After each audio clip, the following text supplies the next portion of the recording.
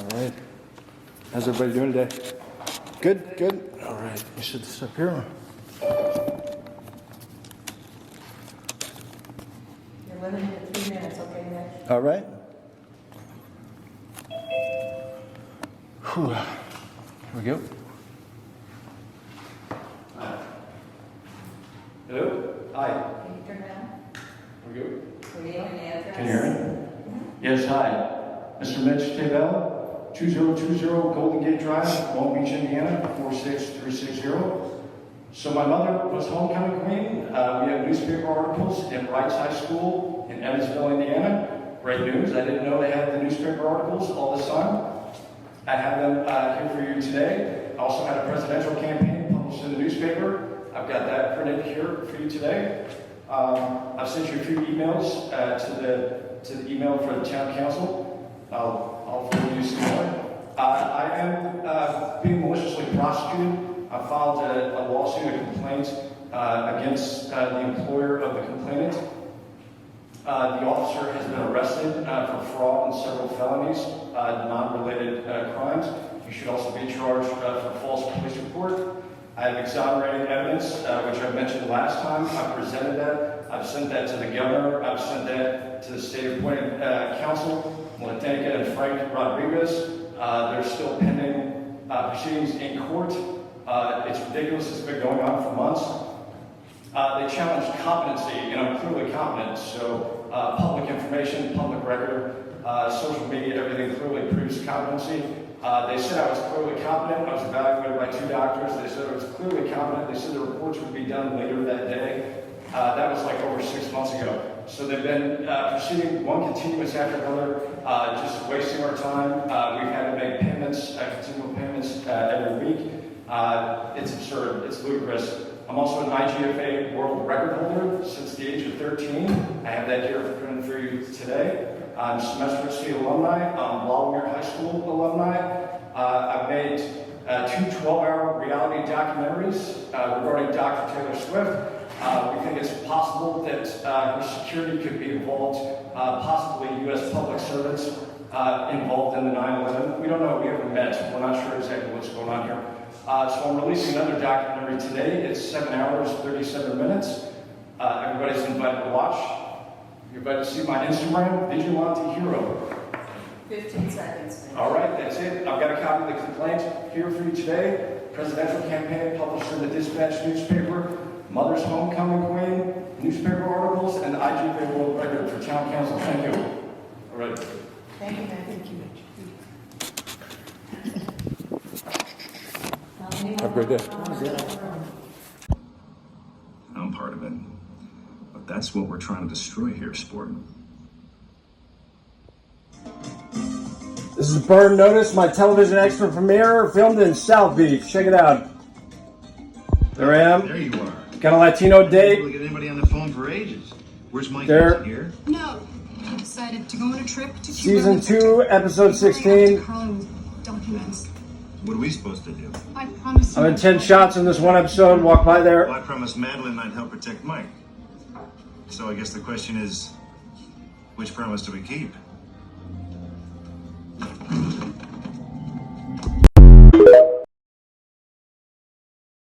I'm searching the judge's name. That's the magistrate right here. Look what comes up in Google, everybody. That is creepy. Look at that. And it's the worst presidential candidate of all time. The backwards human presidential candidate. No way, Jose. Why is she coming up in the search results? And the supposedly elected judge is not on YouTube. Then I searched her husband's name. This is what came up, everybody. Look at this. Obviously, the most respectable person in the United States on earth is supposed to be the greatest speaker, everybody. And TV host. They can't deny the greatest TV host and speaker TV time and speaking time. That's insane, everybody. I need to be back in Los Angeles immediately. Everybody, we're just going to turn that off right now. Need to be back in Los Angeles, everybody. Taylor, give me a video call, sweetheart. Honey, we're getting married. This is Chris Carroll, everybody. Our prom king, the year that I could have been prom king, that I was supposed to be, that I apparently should have been. I should have been prom king. The faculty suggested they wanted me to be prom king. He was dating Jenny Parker, who I had already dated. She liked to make films. I liked her. Anyways, we weren't overly worried about it. I should have been prom king. I obviously could have been. I was prom king, everybody. They were only prom king and queen because we let them be prom king and queen because we never expected almost 20 years later, that we would ever need to be talking about it, because we were so popular that everything would just, in life, just came as it should, because we're good people with good intentions, and people like that. So anyways, we should never have to be talking about this almost 20 years later. That's totally insane. So everybody, check out his Facebook. I'm prom king, everybody. Recognize. 5 p.m. If you are calling to leave an opinion, please press 1. If you would like to speak with a staff member, please press 2. To hear these options again, wait while I transfer your call. Governor Uncle's office.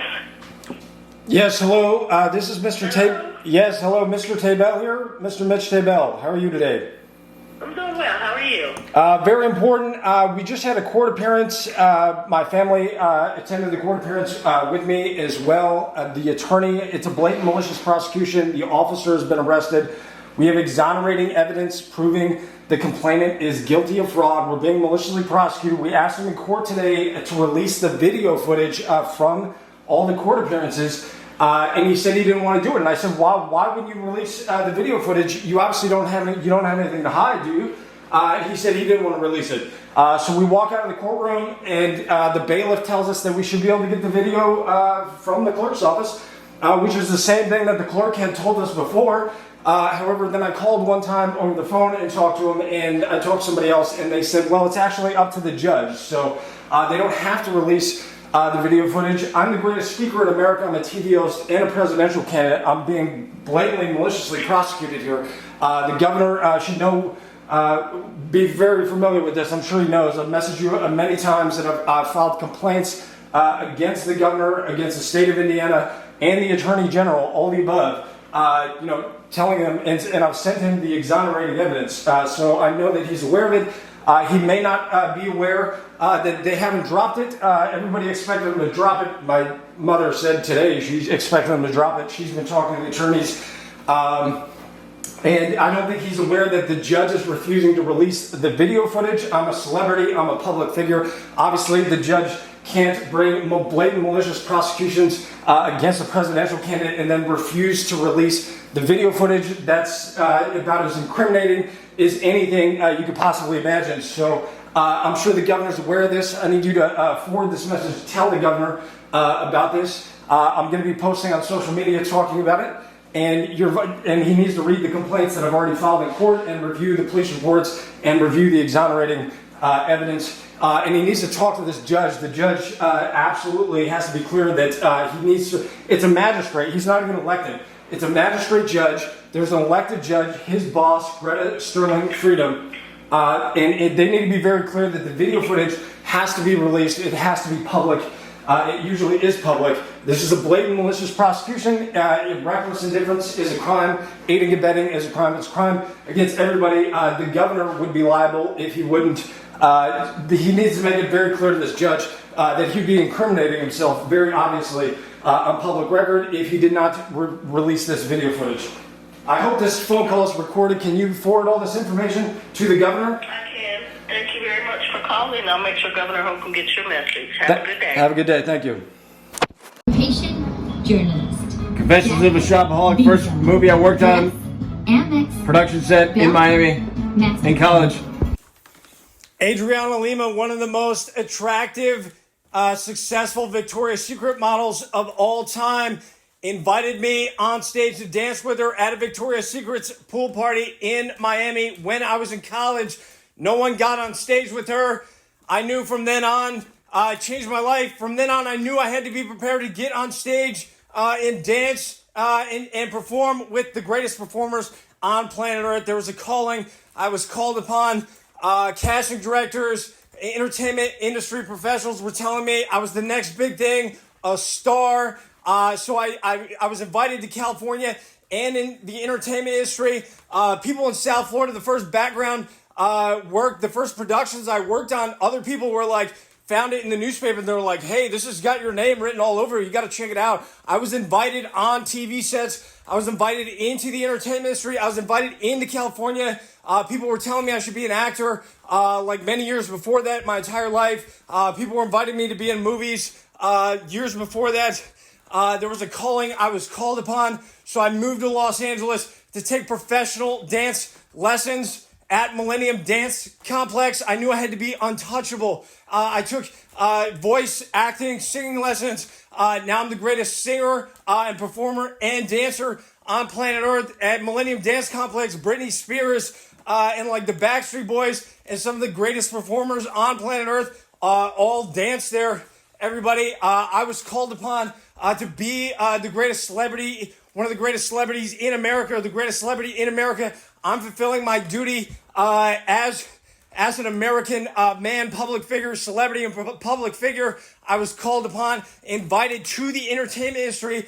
I am destined to marry Taylor. We are obvious soulmates. I'm fulfilling my duties as a great American public figure, celebrity, and public figure.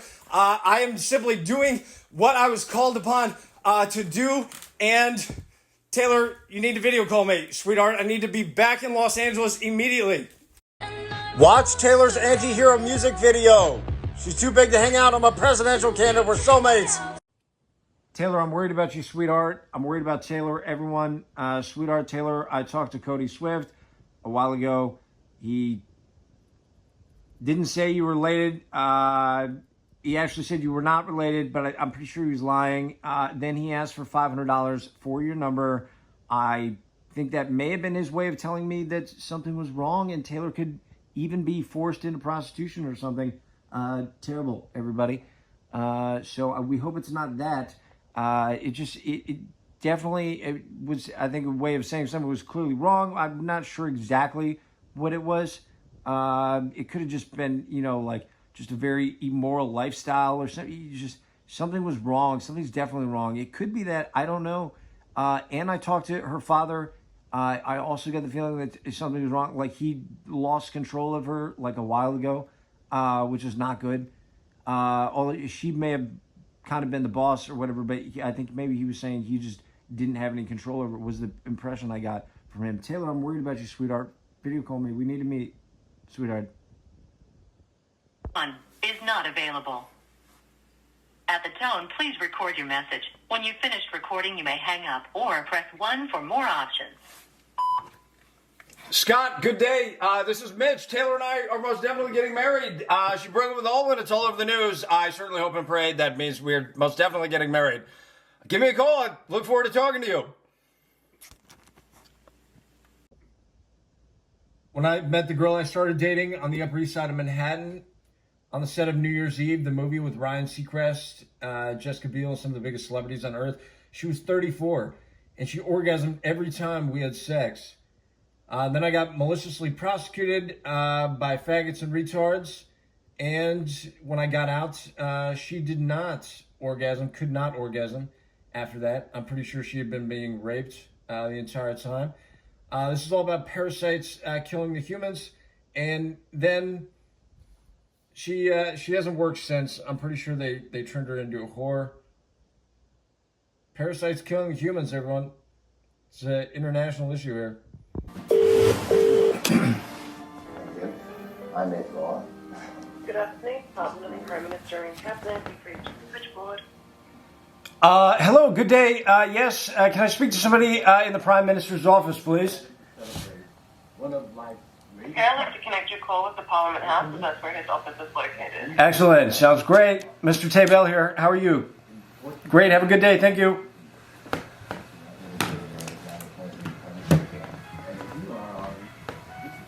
Nice. Good afternoon, Parliament House. Hi, good day. Mr. Taebel here. I sent you a couple films through your website regarding Dr. Taylor Swift and a presidential campaign in the United States. Are you familiar with what I'm talking about? You got it, right? Who would you like to speak to? Somebody in the Prime Minister's office. I sent you a few films. Somebody may be familiar with the film. I think you are. You probably saw it, yes? Who's there? How many people are there? Is the Prime Minister in today? Okay, great.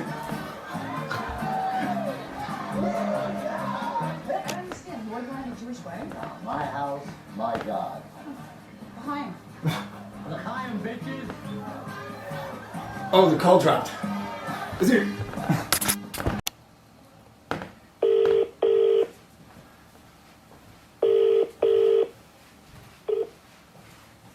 Good afternoon, Department of the Prime Minister and Cabinet. You've reached the switchboard.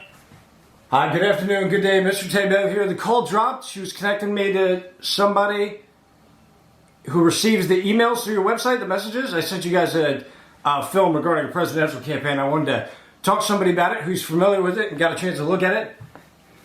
How you doing? Sorry, were you looking to follow up on the correspondence? Yes, exactly, precisely. I'm a TV host and presidential candidate. Australia rocks. I haven't been there in many years. How are you today? I'm good.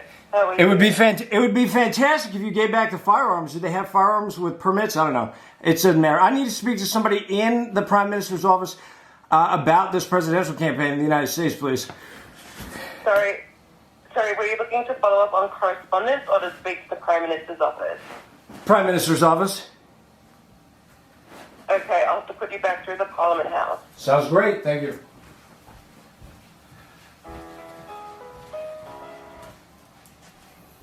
Parliament House, good afternoon. Hi there. Good day, Mr. Taebel. I sent you a film regarding Dr. Taylor Swift and a presidential campaign in the United States. Have you got a chance to look at it? Yeah, sure. You...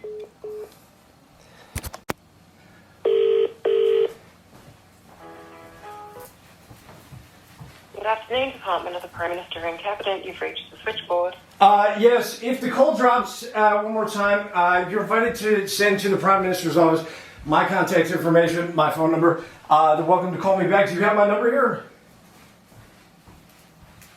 So I can't do that from my position. Okay, then you can connect me to their office, please. Okay, I'll send you back through the Parliament House. Is that where his office is located? Excellent. Thank you.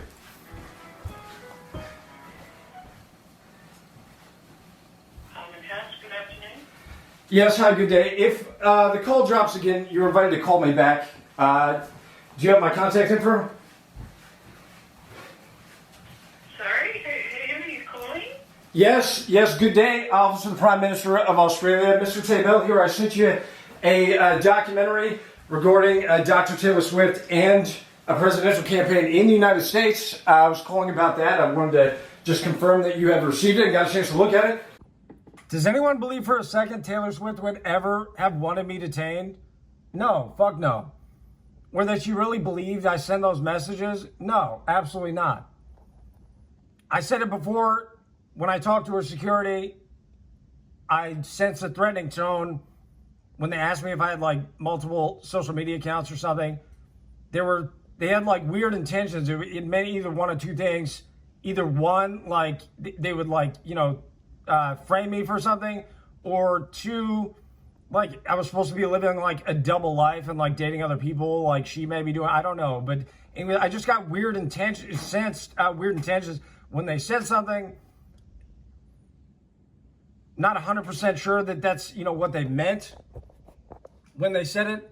But that was definitely what I heard, and that's what it sounded like to me. But does anyone ever believe that Taylor Swift would want somebody like me, a TV host, detain a model and an actor from Los Angeles whose girlfriends say they're happier than they've ever been, and they love me more than any other man, and then she says she's happier than she's ever been after I tell her I want to marry her? The most normal guy. People tell me all the time I'm like the most normal guy they've ever met, whose mother was homecoming queen. That's insane. That's like human bacteria, human garbage. Only straight human garbage, human bacteria, human garbage would ever want somebody like me insane. That's insanity. That's madness, insanity. That's not Taylor Swift. Everybody knows that's not Taylor Swift. She's better than that, and she she wouldn't have even believed that I had sent those messages. I obviously did not. But who would believe that she even thought I actually sent those messages? I don't think anybody would believe she actually thought I sent those messages.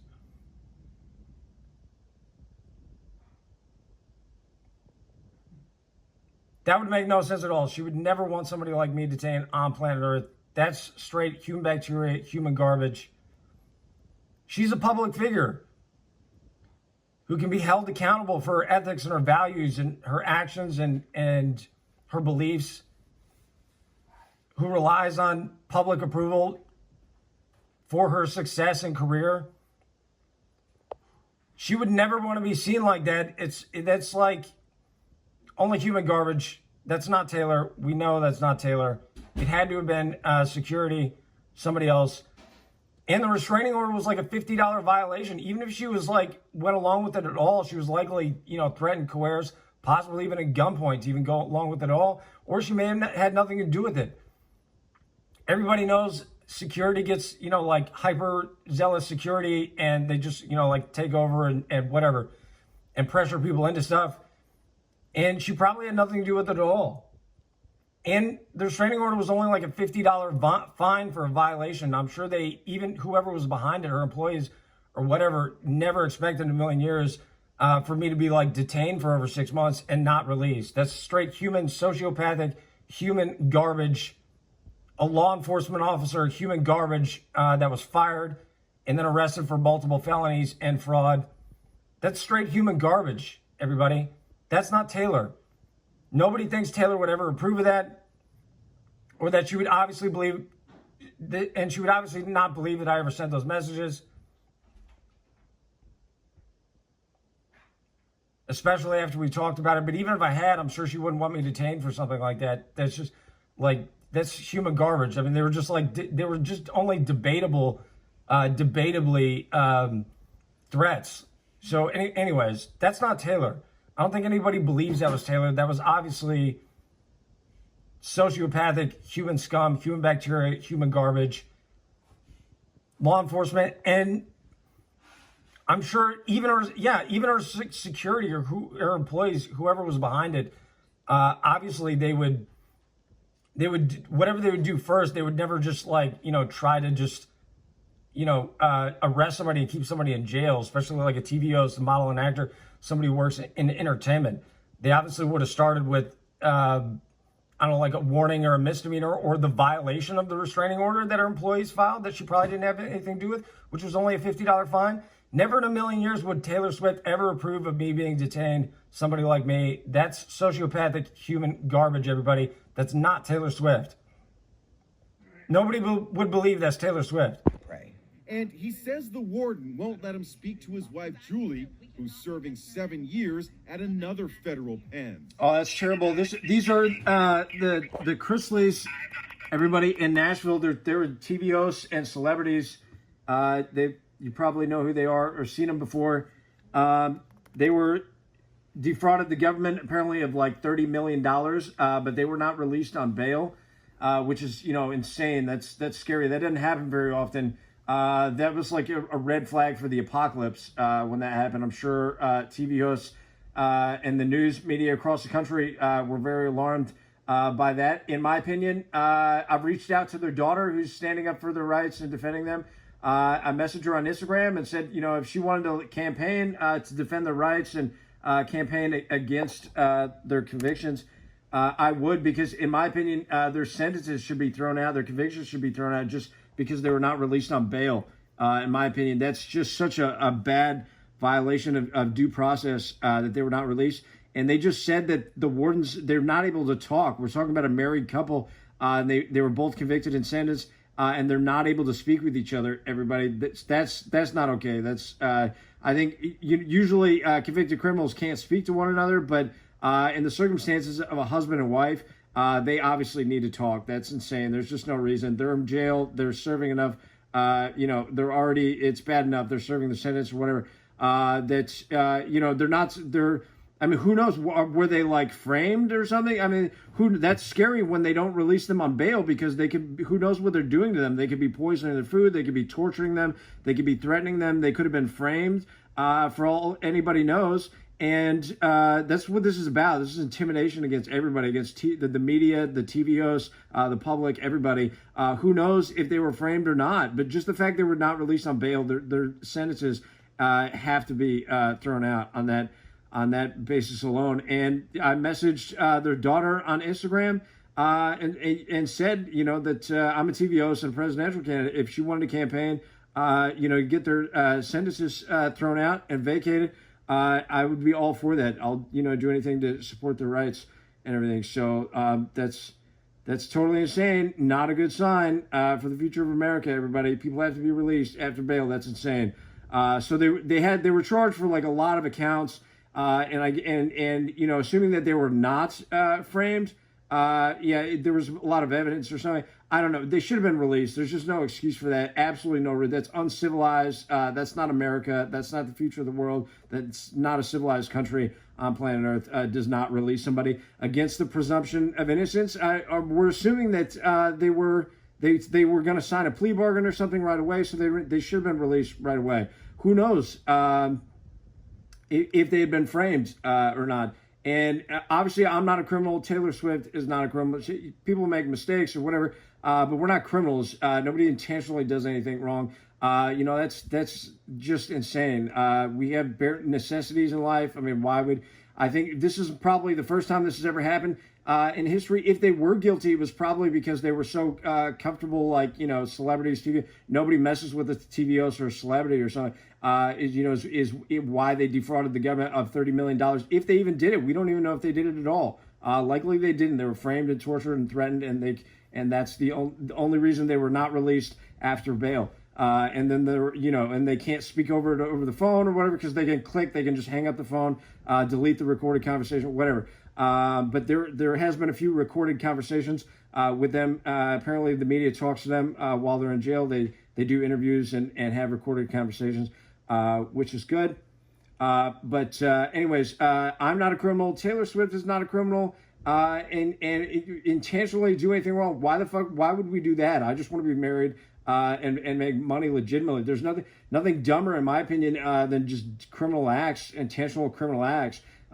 Sometimes people make mistakes or whatever, and when people are young, they do this or that. But smart people, they grow out of it, and they just live, straight lives. We went to boarding school where there's, all kinds of kids that, got in trouble and stuff, and many of them are millionaires and did very well for themselves. They do everything by the book because they have values and they have their head on straight.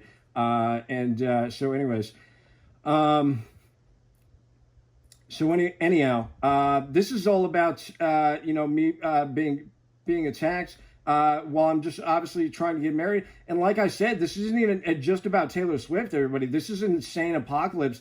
If somebody like me if women are not just on social media left and right, if people are not introducing me to their daughters, to their cousins, to their friends, to their whoever, their employees, date so and so, marry so and so, whatever, this is about an apocalypse on planet Earth and in America. I mean, that's clearly what this is about. So, that's not good. No, but anyhow, we're obviously definitely not criminals. And if anybody is ever detained, arrested, and detained and not released, everybody should assume that they're totally framed and kidnapped and could be tortured and threatened or poisoned or raped or anything. And all that stuff is on record. It's all happened. It's in Google. It's in court documents. There's cases. People have been sued. They win. People have been maliciously or criminally prosecuted for poisoning people and convicted. It's happened a number of times. It's all in Google. Everybody, people have been killed by police all the time, poisoned, raped. Abner Louima in the World Almanac is how I came across that. That's how I found that. And there's other case law. There's all kinds of stuff out there. So anyone who's not released after bail, we should assume that they have been raped, tortured, and kidnapped. Everybody needs to be released after bail. Very important. Probably priority numero uno for planet Earth. Okay. Here's a ruling by the Supreme Court of the United States, Mittal versus Tam, 2017. The Supreme Court of the United States unanimously reaffirmed there is effectively no hate speech exception to the free speech rights protected by the First Amendment and that the U.S. government may not discriminate against speech on the basis of the speaker's viewpoints. Well, yeah, of course, obviously, quite clearly. So whether it's considered hate speech or not, somebody having, their viewpoint, they can't be discriminated upon based on their viewpoints for any reason whatsoever, clearly. This is David Rich, our other prom king. He's 2 years older than I was. We went to Park City, Utah together when he was in college. I was still in high school, dating the best-looking girl. Went skiing and snowboarding. Went there with our mothers, found girls, hooked up with them, had a great time. He also dated Jenny Parker, who was later prom queen, who I dated. And he gave me a ride to semester at sea to meet up with my colleagues when I traveled around the world. After we went to his house to meet his fiance, he had a house and was attending Thomas Jefferson Law School at the time in San Diego. He called me a few years later when I was living in South Florida. And we spoke a few times, 2 or 3 times over the phone, like a few weeks ago. We just spoke. But unfortunately, he apparently turned gay and divorced his wife, which is very unfortunate. And he doesn't even have social media, which is weird. So I'm prom king. Everyone recognize. Paris, I love you, baby doll. Give me a video call, sweetheart. Karma takes all my friends to the summit. Karma is the guy on the screen coming straight home to me. Karma is my boyfriend. Karma is a god. I guess. What happened? What? To what? Nights what? Sold out. Sold out? Wembley. 2 nights in Wembley sold out? Yeah, baby. Go do a Lipa. After Secret Service Barbie, a highly trained member of the Secret Service, removes her weapon from its holster for the very first time in her career. She struggles to return her pea shooter as though it's her first day on the job. Fortuitously, her skills from a previous life as an amateur actress come into play, allowing her to convincingly mimic the swift draw of the weapon and scan the horizon for threats. Chewing her gum nonchalantly, she attempts to exude a tactical demeanor, reminiscent of a fusion between the Blues Brothers and Rosie O'Donnell. Despite her efforts, our agent's attempt to return her wireless hole punch to its home results in another failure. While she may have faltered at this most basic of tasks, she certainly looked cool while doing it. I'm Dr. Caroline Heldman. I'm a musician, a survivor, and the executive director of the Representation Project. We are a nonprofit organization founded by Jennifer Siebel Newsom to challenge harmful gender stereotypes and norms, and our End Rape campaign centers the voices of survivors and works to eliminate sexual violence in all major industries. I am joined today by a coalition of nonprofit organizations to present this report, Sound Off, Make the Music Industry Safe. I see how this is gonna go. Touch. Are you ready for it?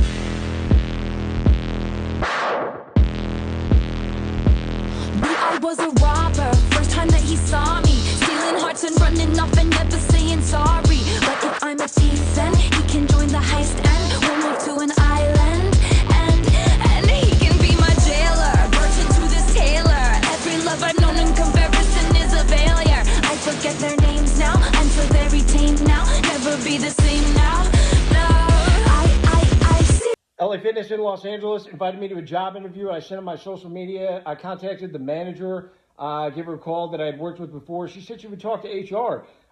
They called me and invited me in to do a job interview. I said I was out of state. I couldn't make it into the interview. They said they didn't do Zoom calls. I need to be back in Los Angeles. Thank you, LA Fitness.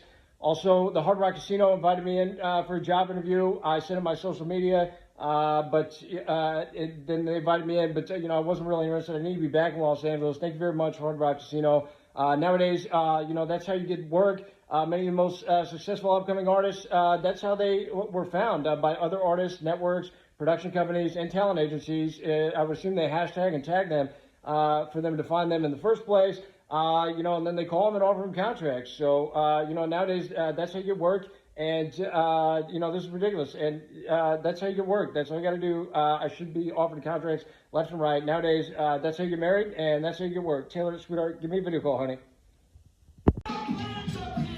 Check out the party scene. Wolf of Wall Street.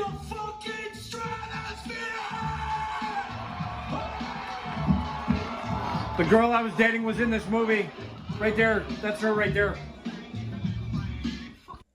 All right, here's Brad Pitt's first TV appearance. That's him in the background, standing up, back left. Back there, sipping a cup.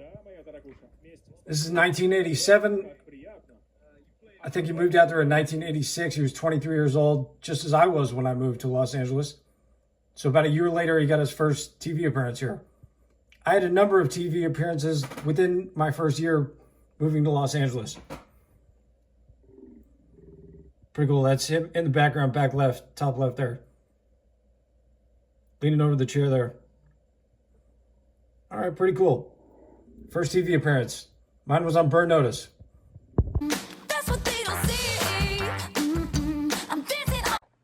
So this movie, Eden, came out in 2012. It's all about human trafficking. In the description, it says 50,000 people domestically. It's based on a true story.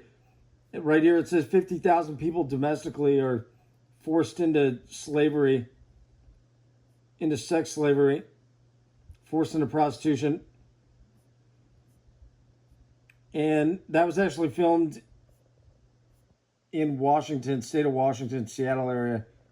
I don't think that was on. I looked at the pay statement, and it said a pilot. It was a TV pilot, and I think this is it in 2011. This looks like it. This has got to be it. This was filmed in Manhattan, so pretty sure this is it.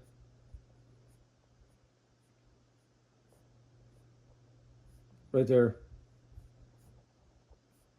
Yeah, this is definitely the one I was on. Thousands of contacts around the world have been messaged about this. The media, foreign governments, elected officials, elected representatives, domestic, international, all the above. Nobody knew when this happened. My mother was homecoming queen. I think I said it in the book.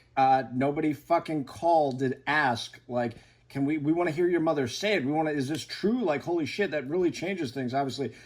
We need to, like, figure this out. Let's call the school. Let's talk to them. Let's, figure out. I did call the school. They said they can confirm that my mother went to school there.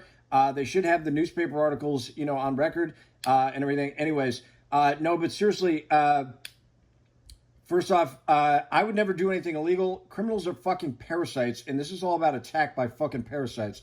Okay? So we know some of the government, U.S. public servants get arrested by other U.S. public servants all the time. We have two political parties. They don't agree. They fight with each other. Sometimes they arrest each other, etc. The government is not, like, unified in any way. So if we have clowns and idiots walking around, pretending to represent the U.S. government, they are clowns and idiots. That's a very serious criminal offense. Treason against a presidential candidate. Obviously, everybody's going to agree. And I can say treason all day for anybody who gets in my way, harasses me, or bothers me as a presidential candidate, and I'll happily leave the country. But that most certainly is what it is. When somebody threatens, bothers a presidential candidate in any way, or thwarts their presidential campaign, it's a crime against a crime against the country. It's a crime against everybody, everyone. So anyways, we don't know who was behind the 9/11 conspiracy. There were clearly, it appeared to be bombs in the bottom of the building. Most likely there had to have been people involved. I had a dream once that it was obviously the director of FBI in New York in area. It was obviously paid off.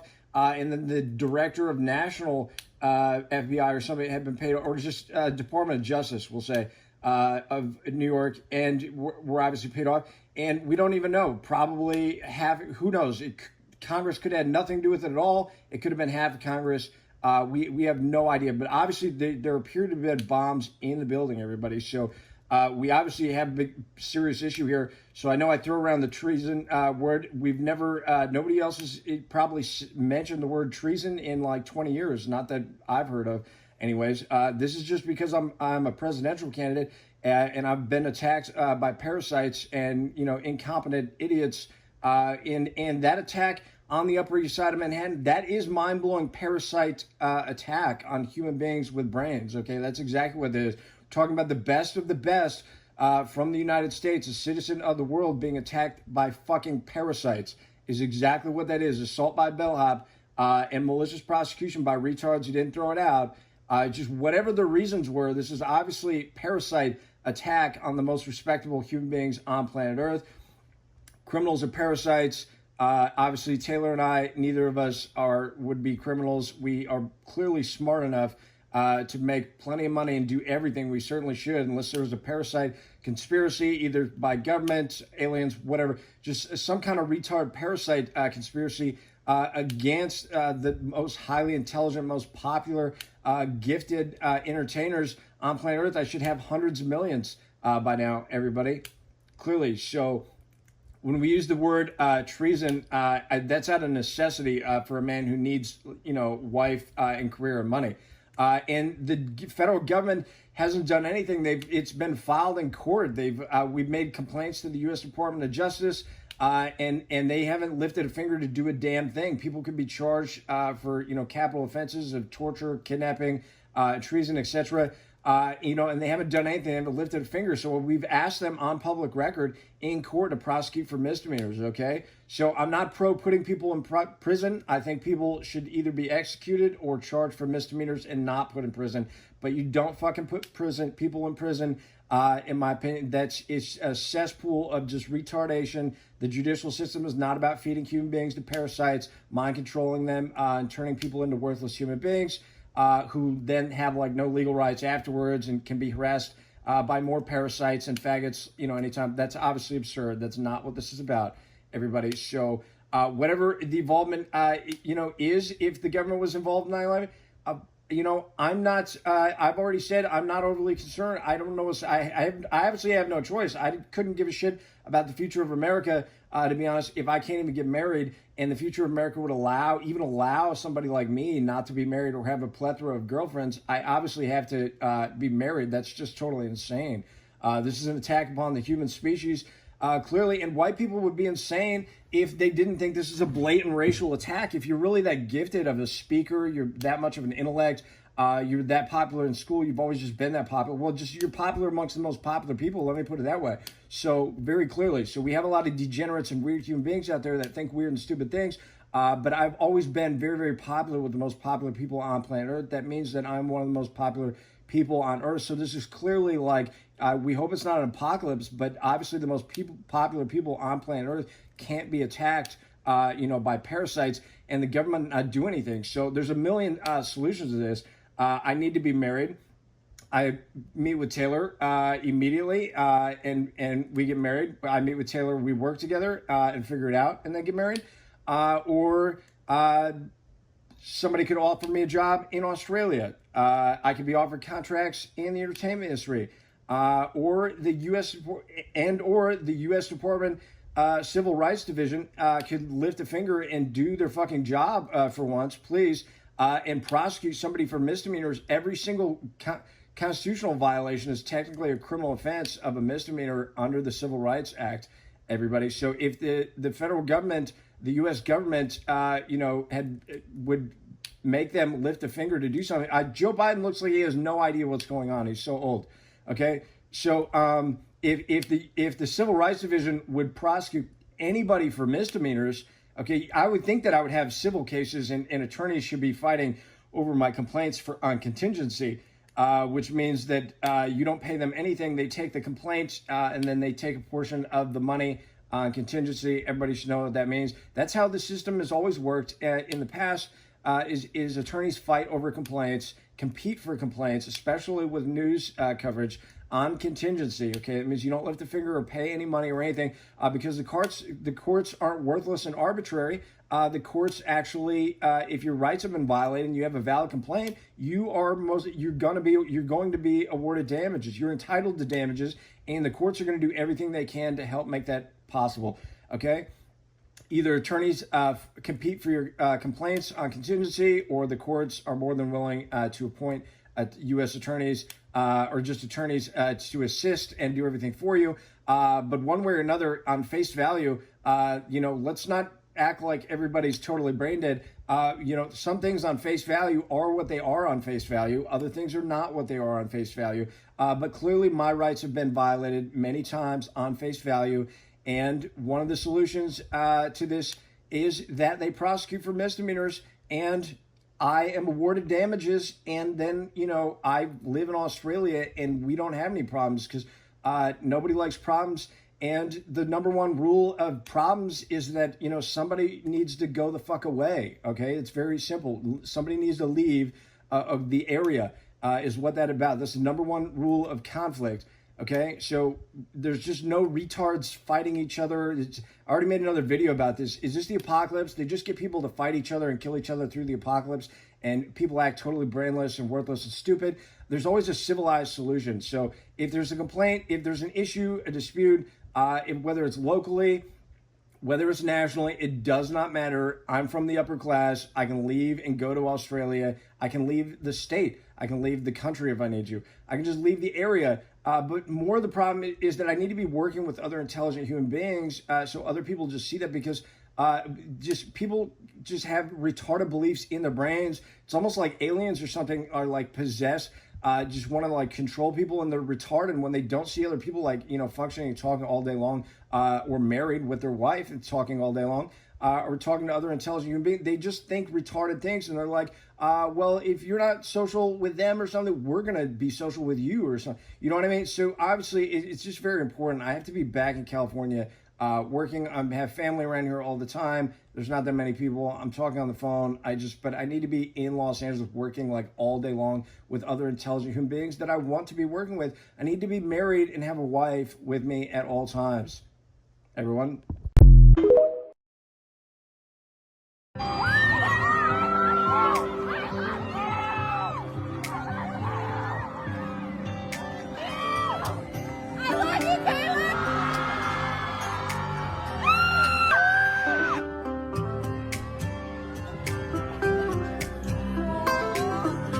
The Venture X card from Capital One gives you premium travel benefits, like 2 times miles on every purchase. The noise canceling! You're being too loud. Thank you! That boy's got pure magic at his fingertips. Let's watch it again, John. What happened here, Steve? Well, he had a moment of indecision, but watch this. Ah, nice one, ref. That was the superior move by far. He can't go wrong. For just $4.99, he's locked in the exchange rate. No guesswork. Look at the convenience of that delivery. He's tracking, and he's scored! Look at him go! Well, you can't blame the boy. Zoom.com, I love it! Switch to Zoom.com now. Farmer Boys introduces The Natural, the burger that takes you back to the backyard, because it's made with the same premium 100% Angus beef your family always chose. Juicy, tender, vegetarian fed beef. So it's naturally delicious. Come in today and ask for the newest addition to Farmer Boy's line of the world's greatest burgers, The Natural. No hormones, no fillers, no comparison. Only at Farmer Boys. And you might just want to add some fries with that. Successfully connecting with consumers boils down to how well you understand them. That requires lots of data, lots of different types of data, and there's no shortage of it out there. But how do you know what data points are the most valuable? You could easily invest tons in the wrong data and end up wasting lots of time and money trying to figure it out. And even though there are plenty of audience buying solutions out there, what they actually give you is guess, rock, paper, scissors. You need to start with a holistic view of consumers, and you need someone with real media experience. You need Genome, the most complete audience buying solution that combines the largest set of aggregated data with a premium media footprint to show you which data to use and where. In other words, Genome gives you a 3D view of consumers and the media needed to generate successful marketing outcomes, which is good, because rock, paper, scissors probably wasn't working out so well. What's the last commercial you saw got you thinking about a new career? That's great. Kaplan College is ready to help. Probably have a lot of questions. They have answers. Hey, in the new future, it's just a phone call away. Don't wait. Call now. Paris has got a new song out. Jason, everybody, check it out. Paris, I just realized you might be married. I'm happy for you. Looks like a nice guy. We can all hang out, work together. Talk to you soon. Hi there, how are you? Where are you from? Where? DC. DC? Yeah. Running for president. You are. Mitch and Taylor Swift, Google it. She's gonna be first lady. Yeah? Yeah. All right. If she wants. All right. Let's go. This is the episode I was in. Burn notice.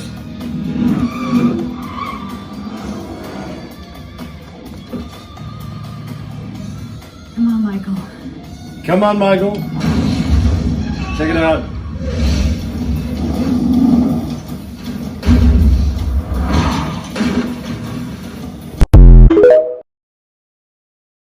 You would actually really wear this? This is Life Happens. I walk in behind them and go dance with these girls. Right there, that's me.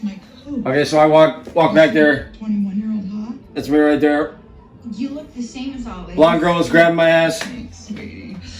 Anyways, just a fun movie set to be on. You can see my face for like a second in there. They did a number of scenes in this nightclub. I think I was in all of them. Just about all the biggest actors, you know, they did background work at one time, so nothing to be ashamed of. It's a great movie, sweet, good experience, a lot of great celebrities, good production company, directors, everything, sweet movie.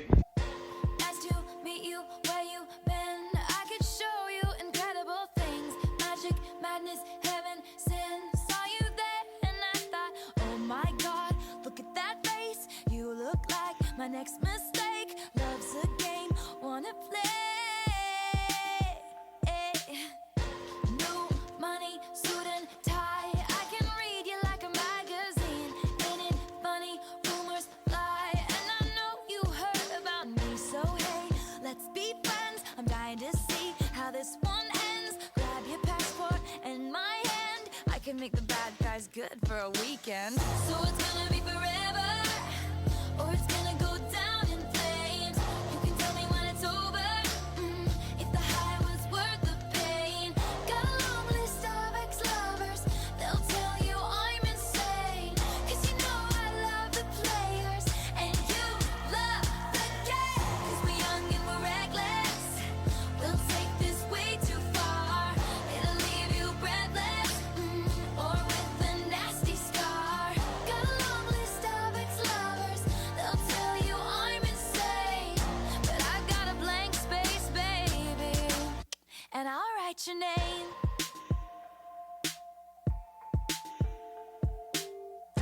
Cherry lips, crystal skies, I could show you incredible things. Stolen kisses, pretty lies. You're the king, baby, I'm your queen. Find out what you want, be that girl for a month. Wait, the worst is yet to come. Oh no, screaming, crying, perfect storms. I can make all the tables turn. Rose garden filled with thorns. Keep you second guessing like, oh my god, who is she? I get drunk on jealousy, but you'll come back each time you leave. 'Cause darling, I'm a nightmare dressed like a daydream. So it's gonna be forever, or it's gonna go down in flames. You can tell me when it's over, if the high was worth the pain. Got a long list of ex-lovers, they'll tell you I'm insane. 'Cause you know I love the players, and you love the game. 'Cause we're young and we're reckless, we'll take this way too far. It'll leave you breathless, or with a nasty scar. Got a long list of ex-lovers, they'll tell you I'm insane, but I've got a blank space, baby, and I'll write your name. Boys only want love if it's torture. Don't say I didn't warn ya. Boys only want love if it's torture. Don't say I didn't warn ya. So it's gonna be forever, or it's gonna go down in flames. You can tell me when it's over, if the high was worth the pain. Got a long list of ex-lovers, they'll tell you I'm insane. 'Cause you know I love the players, and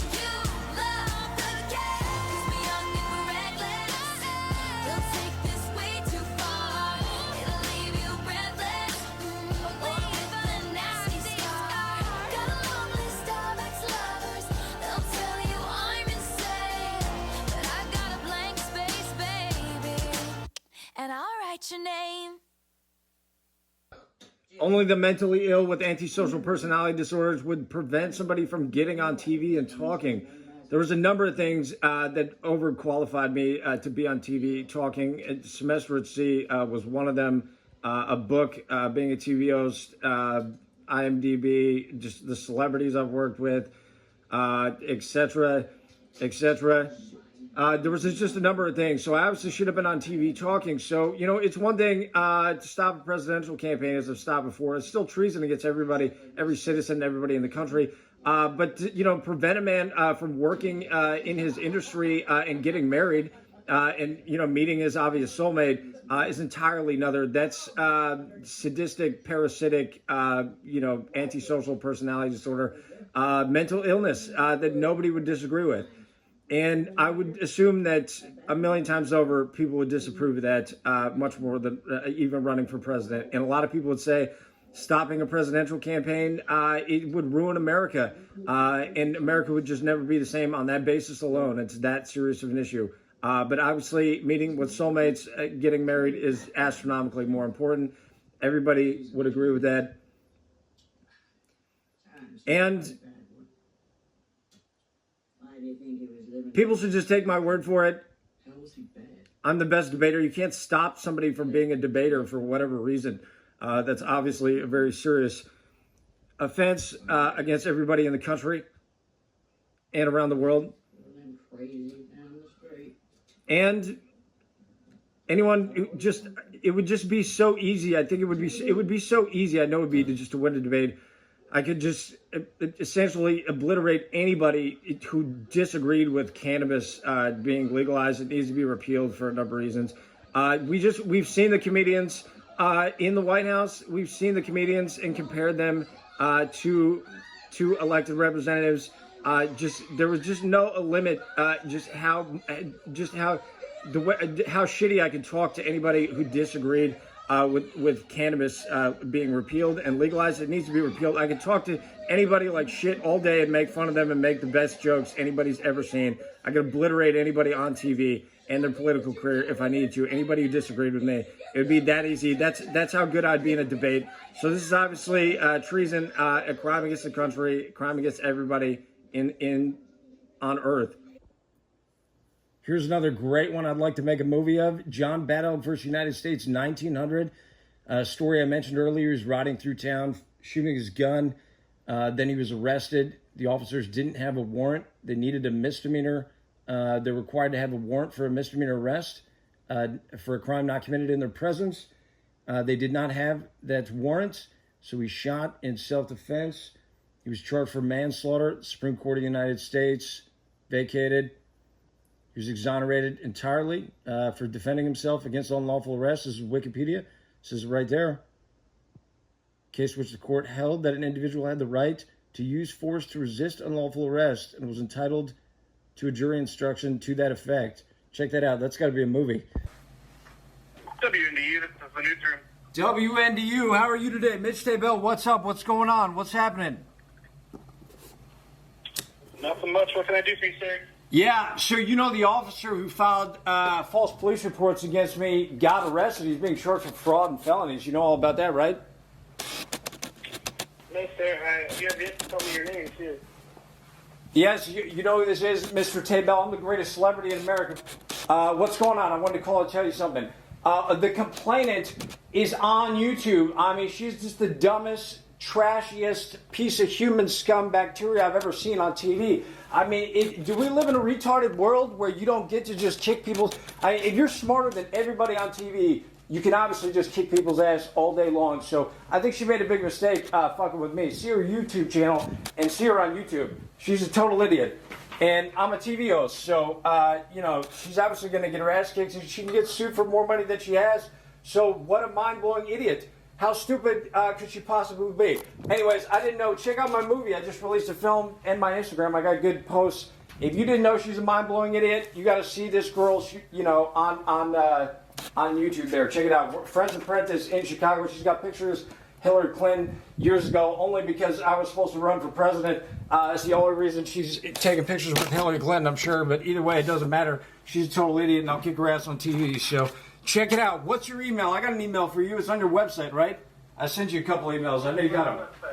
You got them. Okay. All right. You guys rock on. Have a great day. Catch you later. Bye. Hi there. Hi. Do you remember when we took an IQ test and I had the highest IQ? Yeah, We both had a high IQ. Yeah, mine said genius, remember? Yes, I do. And you have a much higher IQ than Tim. He didn't take the test, but we know that, right?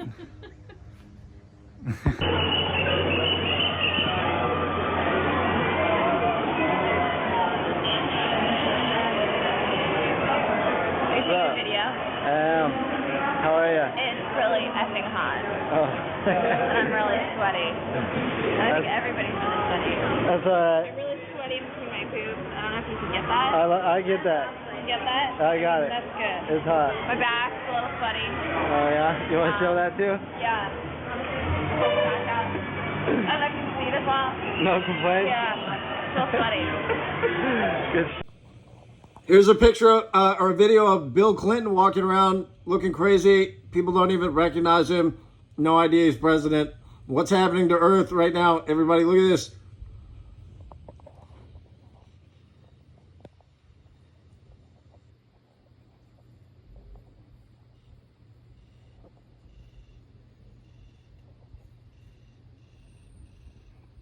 There's Bill Clinton with his red shoes, tennis shoes.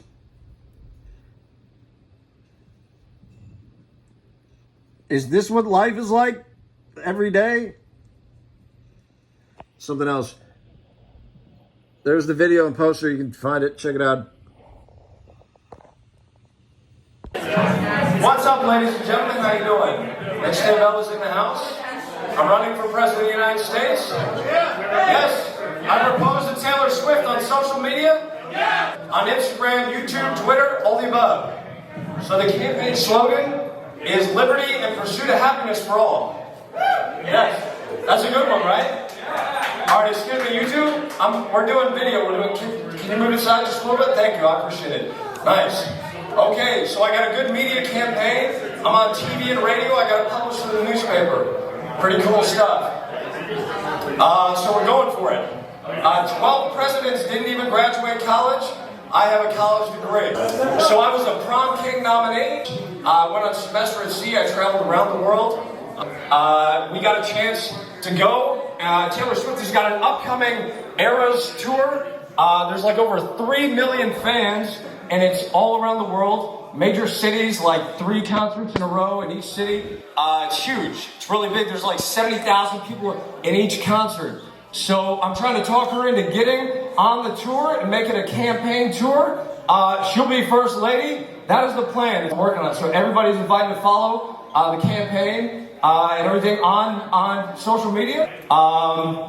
So it'd be cool. Maybe I can get up there and perform a song with her at the closing or something. Declaration of Independence. All day, every day. I'm defending the Constitution every day. Liberty is in. Pursuit of happiness all the way. Know the Bill of Rights and keep it that way. All right, so it'll be a lot of fun. This is the biggest concert in history. She's expected to be a billionaire after all these ticket sales, which is pretty cool. That's right. We're in South Bend. But my uncle was actually a pitcher at Notre Dame here in South Bend. Yeah, captain of the team. Pretty cool. So, all right, South Bend's a lot of fun. Why did the tomato blush? He saw the salad dressing. Yeah, it's a cute one, right? I like that one. Alrighty. 2 girls in a relationship, which one cooks? They eat out.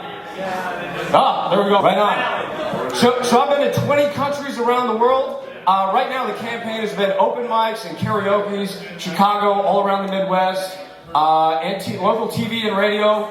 I'm a TV host on a local station, WNIT PBS here, Mishawaka. Pretty cool. And I've got a radio in Southwest Michigan. Yep. So it's going. And I got to publish in the paper too. All right. Well, that's it. Everybody's invited to check out the campaign on social media. All right. Thank you. I appreciate it. Thank you, guys. Thank you. All right. Liberty and pursuit of happiness for all. WVFM. Hello? Hello. Hey, what's up? How are you? Good. Mitch Taebel. Are you Ron Miller? Or you look familiar. I know you. What's your name again? David. David, that's right. And there's another David that works here too, right? No, it's me. Oh, it's just you? Yeah. Okay. Cool. I saw you guys one time at Al's. They were doing something. I think it was like a New Year's party or something. They were on the radio there at the grocery store. Hey, my mother was homecoming queen. We got the newspaper articles out. Pretty cool. I got her on video talking about it and everything. If there's anything that should change the circumstances, that's definitely one of them. And cool. So I called the Australian Prime Minister last night and the Swedish Prime Minister. I'm doing video. Do you want to say hi or? I'm good. Oh, are you good? Okay. All right. Anyways, yeah, I know you guys mentioned the illegal arrest on TV and everything, or on the radio. Oh, yeah. Yeah, but you guys didn't mention that they dismissed the charges in the interest of justice. That'd be great if you could mention that on the radio again. Well, if you have anything official on that? It's on the public docket. Yeah, it's mycase.indiana.gov. It's just public. If you could email that to us, that'd be fine. We could. Sure. Give me. Do you got a business card with your email address, David? No. I'll send something to you.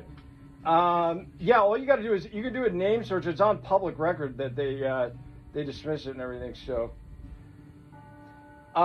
Yeah. So we got recorded phone calls. Go ahead. Blink 182. That's one more time. I've got one from Indiana boy himself. This is John Hines, the Cheeky Bar.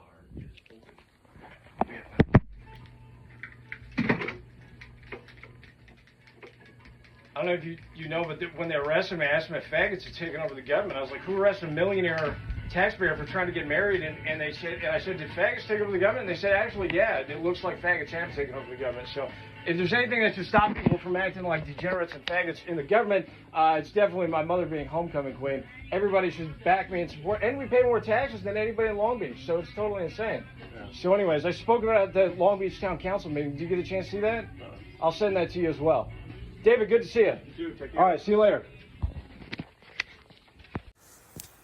Let's have another look at the building lobby video footage. This is the biggest self-defense case of all time. 100% justified, lawful, heroic use of self-defense by 5'11", 175-pound model and actor from Los Angeles, making $3,000 a day, represented by talent agencies on the West and East Coast, college graduate, IGFA world record holder, semester at sea alumni, assaulted by bellhop, on camera, 6'3", 301-pound idiot, completely out of his mind. See the physical aggression of the bellhop as he walks behind plaintiff, clearly preparing to use unlawful physical force against plaintiff, then uses unlawful physical force against plaintiff, attempting to block and bar plaintiff access to plaintiff's apartment, which plaintiff and his girlfriend had absolute legal rights to. The building residents sided with us as we lived in the building. They said it was self-defense. All the lawyers we spoke with said it was self-defense. This is clearly assault and harassment by bellhop on camera. I've read a lot of Supreme Court of the United States law. I wrote a book that was mostly on Supreme Court of the United States law. I haven't looked at it. Hopefully it's still the same as what I wrote, put in there. I have no idea. The price changed on the book, and now Barnes & Noble is selling it, and I can't even access my Amazon account, or haven't tried to. And anyway, so I don't know, but the book's out there. Cohen versus California. Somebody wore a shirt that said "fuck the draft" in a public courthouse, and then he was arrested for that. And the Supreme Court of the United States said, "No way, that's a freedom of speech. You can't be criminally charged for that." And the law is obviously not supposed to be arbitrary at all, or we would have obviously stayed in England, everyone. So that's a paramount principle to keep in mind. And obviously the law should not be turned into, a conspiracy, against, straight human beings or just men in general, or just human beings in general. I think it's become more arbitrary, mostly to just make it easier for the criminal justice system to have like authority over criminals is what it's about. Habitual criminals. It just makes it easier for them to avoid liability and just make their job easier. I think that's what it's about, because most of them are not very smart, and they don't want to be sued, and they don't want to be liable for making arrests, and so the laws become more arbitrary, unfortunately. But it clearly should not be arbitrary at all. $1 billion industry. She's talking about sex trafficking right here. Are really a ground zero in the United States. She's talking about politicians. She is a politician. In the podcast, Henson claimed she had uncovered a child trafficking network that stretches from Maricopa County, Arizona, back here to Middle Tennessee, involving some of the state's most powerful people. There are judges, there are tax officials. Here's a great one by the Supreme Court of the United States on freedom of speech, everybody. City of Houston versus Hill, 1987. The Supreme Court found a city ordinance prohibiting verbal abuse of police officers to be unconstitutionally overbroad and a criminalization of protected speech. Check that out. We're going to talk more about that right now. Here's a picture of Donna Kavanaugh, my TV co-host, with Frank Mervan, the U.S. Congressman from the 1st District, Northwest Indiana. And here's a picture of Donna with the state of Indiana Governor Eric Holcomb. If they're taking pictures with Donna and a lot of other people and not inviting me, that most definitely constitutes weird behavior. Okay, obviously intimidation is not a criminal offense in itself. The word intimidate does not infer a criminal offense necessarily. It says induce fear, or that may be, but a sense of inferiority into another. Okay, let's take a look at that, everybody. Now, if you are 1 billion times smarter than somebody, you sure as fuck get to tell them that and tell everybody that. And if you need to tell them if they want to put boxing gloves on, you will rock their fucking world off the face of the planet, rock their fucking world, because that's what pro boxers do, and that's what pro fighters say, and that's what TV hosts say. I want to say hi. Uncle Mitch wants to say hi. Hi there, Sadie. Hi there, little Sadie. How are you? Hi, pretty girl. Do you miss your Uncle Mitch? Can he Your Uncle Mitch misses you. Come over. We're going to come see you soon. See ya.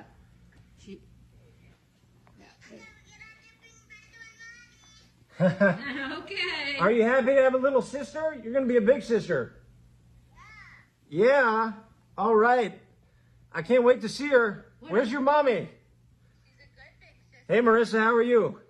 Oh, there she is. There's Tutu. Yay. All right. Oh, look at little Reese Nicole.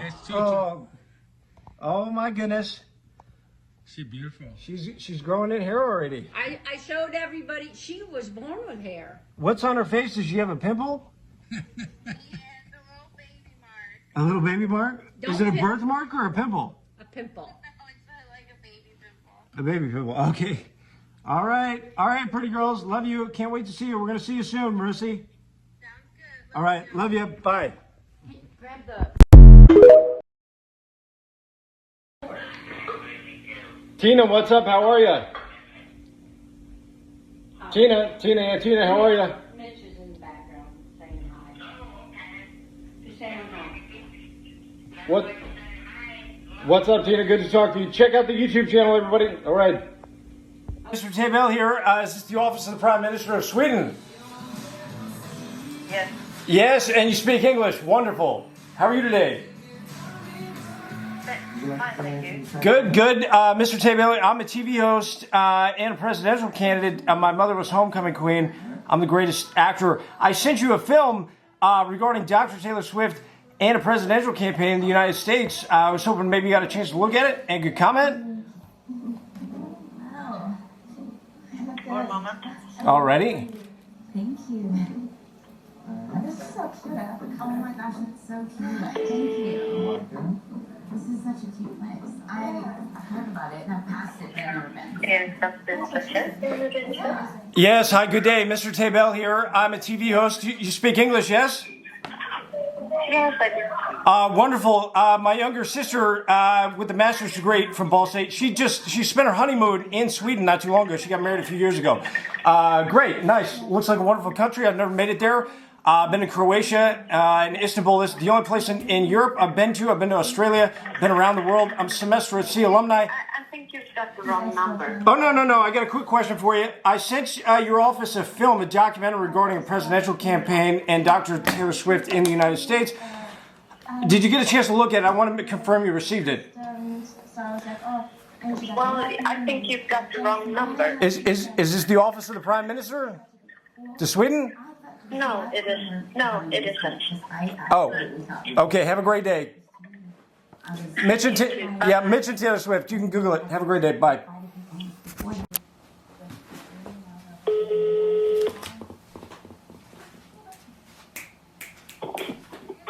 Välkommen till riksdagen.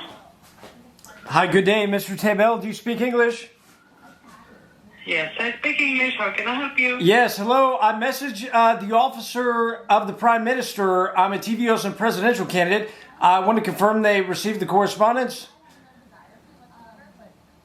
The Prime Minister isn't in the Parliament. He's in the government, so you have called the wrong number. Oh, okay. Just a moment, please. Okay. Välkommen till regeringskansliet. Yes, hi, good day, Mr. Taebel. Do you speak English? Sorry, this is the operator speaking. Yes, office of the Prime Minister, please.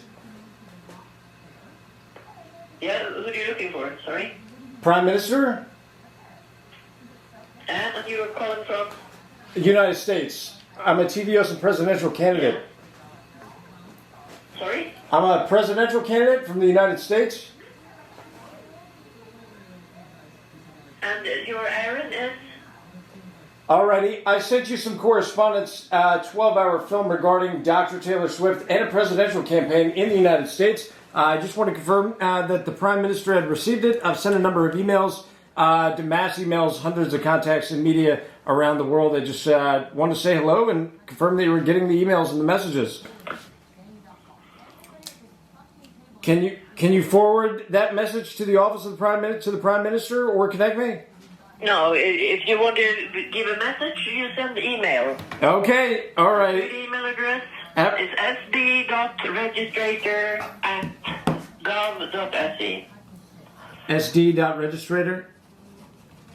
S for Sierra, B for Brussels, .registrator@gov.se. At gov.se. All right, thank you. Have a fantastic day. Nice talking to you. Thank you. Here's an example, Supreme Court of the United States rulings on riots. It says the court held that the government cannot punish inflammatory speech unless that speech is held to directing and inciting or producing imminent lawless action and is likely to incite or produce such action. So it has to be imminent lawless action. That's the standard for freedom of speech regarding riots by the Supreme Court of the United States. See if that'll work.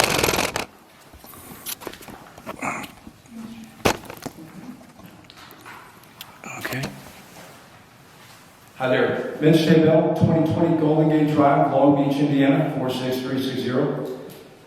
All right, I'm being maliciously prosecuted. I would expect everybody in government to side with me. My family pays more in taxes than everybody else. They invested in my future, education, vehicles, college, etc. I filed a number of lawsuits in the federal courts.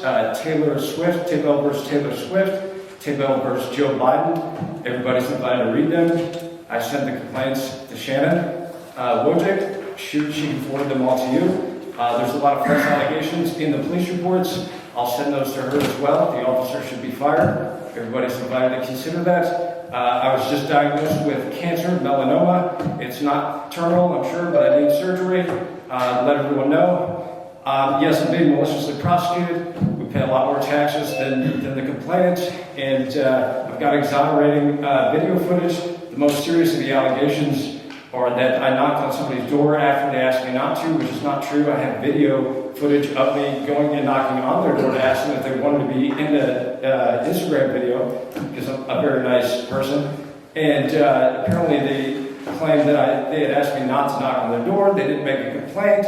However, later when I was illegally arrested for allegedly stalking Taylor Swift, I was framed for sending Instagram messages I didn't send from an account that didn't belong to me, as I said last time. Anyway, those charges were dismissed, and the complainant in those police reports was actually fired. Taylor Swift fired him afterwards. So it wasn't even Taylor Swift. So this is not monkey see, monkey do. You don't make a complaint because Taylor Swift does. That's ludicrous. These are unprofessional grounds to bring criminal charges against somebody. The complainant is obviously an adult. She's not a child, which, she has no reason to not bring the allegations of knocking on somebody's door immediately when it would happen if there was a crime. Obviously, people have an obligation to make a claim right away. You don't wait down the road. The other allegation was that she received an email or some messages that had been sent to all contacts after she asked me not to talk to her.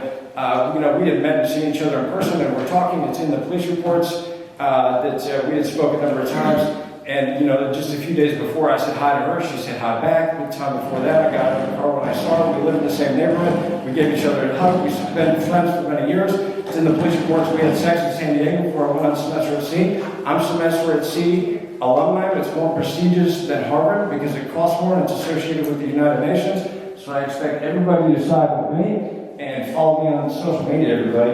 So anyways, I have assistants send these messages, copy-paste messages, send emails on social media and everything. I'm trying to get a presidential campaign going here. And she may have received some of those messages, but the allegations are that for stalking, which is a felony, which is totally obscene. This is insane. You don't charge somebody with a felony, a good, honorable, respectable, TDO's tax-paying citizen. Am I up? That's it? Okay, all right. Exonerating evidence. I expect that we'll mention Taylor Swift. Everybody can put me on social media. Thank you. Have a great night. A final therapy session this week with my therapist. She's in therapy, everybody. She has no idea what's going on. Some areas, I would even say we have 1 week left in the year. 1 week left in the year. What you want to do. So that could be drinking an extra glass of water. Extra glass of water, everybody. She's an idiot. It doesn't have Calling the LaPorte County government. If this is an emergency, please hang up and dial 911. This call may be recorded. If you know your party's extension, please enter it now. For public health, press 1. For public safety, including the sheriff's office, press 3. For clerks, courts, probation, prosecutors, corrections, press 8. For public works, for county clerks, press 1. For courts, press 2. Probation, press 3. For the prosecuting attorney's office, press 4. For Superior 1 or 2 clerks, press 1. For Superior 3 clerks, press 2. Superior 4 clerk, press 3. For Circuit Court clerks, press 4. For Circuit Civil or Juvenile cases, press 5. LaPorte County Clerk's Office, this is Caitlin. How can I assist you today? Hi, Caitlin. Good day. I've got a question. All the courtroom proceedings are on video footage, stored indefinitely, available to the public. Is that correct? That is not correct. No, sir. That's what they had told me a while ago. What is the policy? There are video cameras in the courtroom. Are you saying it's not public video footage? It is not public video footage. If you want a definitive record of the court record, you'd have to request a transcript. Now, some of them are aired. For example, Judge Thorne does air some of his hearings. I think his night court is specifically what he does, and occasionally he'll do some of his day courts. But I know Judge Alavizos is very strict. He does not film anything. Juvenile court is probably as strict as it gets. Protection order court is very strict. It's really up to the judge, but generally there, as far as I know, is no law indicating that it must be public record. Only in the form of a transcript can you request a definitive record from the court. Does that depend on the courtroom, on the judge, or is that all the judges in the county, or... because I had asked them a few months ago, and they told me it was public, and all you had to do is tell them the time and dates, or give them the dates. Who's they? Somebody in the clerk's office told me that. You have no name? No. Then I wouldn't be able to assist you there. But if you'd like to request a transcript, I can get you through to Christine, who produces them for circuit court. Has that always been the policy? Did it recently change? Because they told me it was all public. Most courtrooms have video footage, and it's public. And Again, if you don't know who they is, I can't assist you. Well, there's somebody in the clerk's office. It was one of us. But generally, it's up to the judge. If they do want to air it, as far as I know, there is no video record that we keep on hand of it. I think they just air it, and, if you want to record it using Discord or whatever, you can do that. But there is no video record following what they air live. So they definitely told me that they actually sent me upstairs to talk to somebody in that department, and I wanted to talk to her, and she said it's stored, like permanently, it's indefinitely. She said it was stored as long as necessary, and that was maybe 4 or 5 months ago, if that. Okay, who did they tell you to go speak to? Yeah, I mean, I don't have names. I'm just saying it was somebody upstairs in that department, and they said the same thing down in the clerk's office. So. If you'd like, I can get you through to some of the court staff members. They're probably going to tell you the same thing. We literally just take paperwork in my office. All right, well, it's the 21st century. There should be video cameras in every courtroom, and that's what they told me a few months ago. Have a good day. Right, no worries.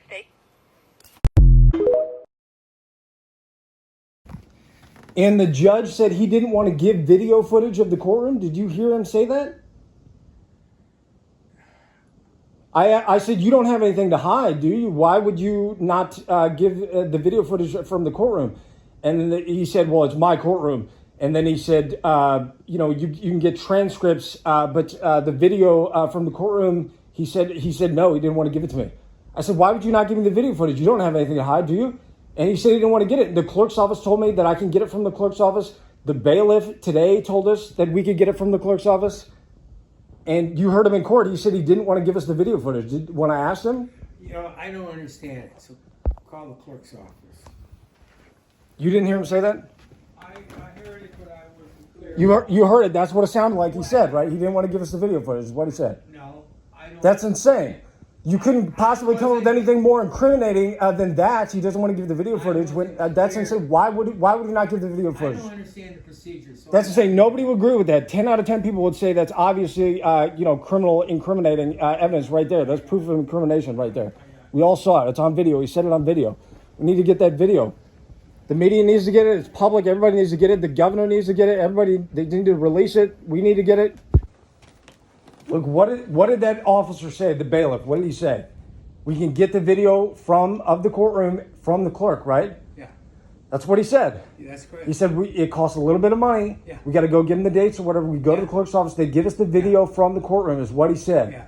Right? Yeah. Okay, and then he said it's not stored permanently. It's so we got to get it the sooner the better. We should get it right away. We need to get it right now. We need to get it right now. No, we're not. We need to get it right now. The attorneys don't do anything to help your case. It's already unconstitutional like a billion times over. All right, there's no probable cause. There's speedy trial. There's one thing after another. It's unconstitutional, or it's for a number of reasons. It's unconstitutional. Right. Well, the judge, you know what?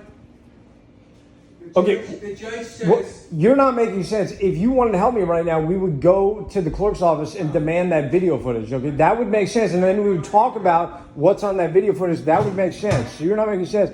Listen. The attorneys don't help your case. The worst thing you can possibly do is get an attorney to pretend to make a defense, and then they don't make a defense. They only make just enough defense so you couldn't claim ineffective assistance of counsel, and then you would be totally shit out of luck and you'd be screwed. So that's literally all they do right now. They basically work for the prosecution. They're completely worthless and useless. Okay, the worst thing you can possibly, if they don't drop it, then you have to do something else. But let me put it this way.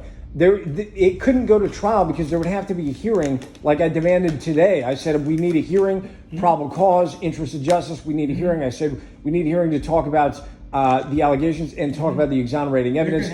We need to talk about that on record. Okay, they wouldn't be able to prosecute. There's a safeguard before something would ever go to trial, and you could even let it up to just a brainwashed jury who's just totally misconfused or doesn't understand it or just not smart enough to. Okay, there's a safeguard against that, and it's called a hearing. So you have a hearing. Okay, get one. Yeah. So you get a hearing on record. In okay, September. so listen. You get a hearing on record. You talk about that. And anybody with a brain will look at that hearing, okay, because it's recorded on video, everything that's said. They're going to look at the evidence. They're going to look at everything that's said in the hearing. And they're going to just unanimously agree that it can't legally proceed to trial after that. Who says that? Who they? Anybody with a brain will say that. You understand? Like who? So what I'm telling the smarter people, I'm talking about the smarter people who understand law. So you can't, there's no safeguard. You can't bring something so stupid before a jury that they're just like, out of their minds or laughing, or they're just, everybody's like gay and retarded. And then you can't do that. There's a safeguard against that. You have to have human beings with a brain. You have to have people that understand law, like a judge, and other people look at it. And it doesn't go to trial. It can't go to trial. Here is what initiated the false police report. An email sent to the police chief. First off, it's dated wrong. Top left, June 9th, 2022. This was 2023. June 9th was a week after the unlawful arrest, after the allegations by Taylor's employees or security, which were dropped. And then this has not been dropped. And just on the basis alone, this is just how stupid the legal system has become, and the humans have just, they can control and warp minds into any amount of stupidity. You just don't want to go there or even talk about how stupid they could turn people into.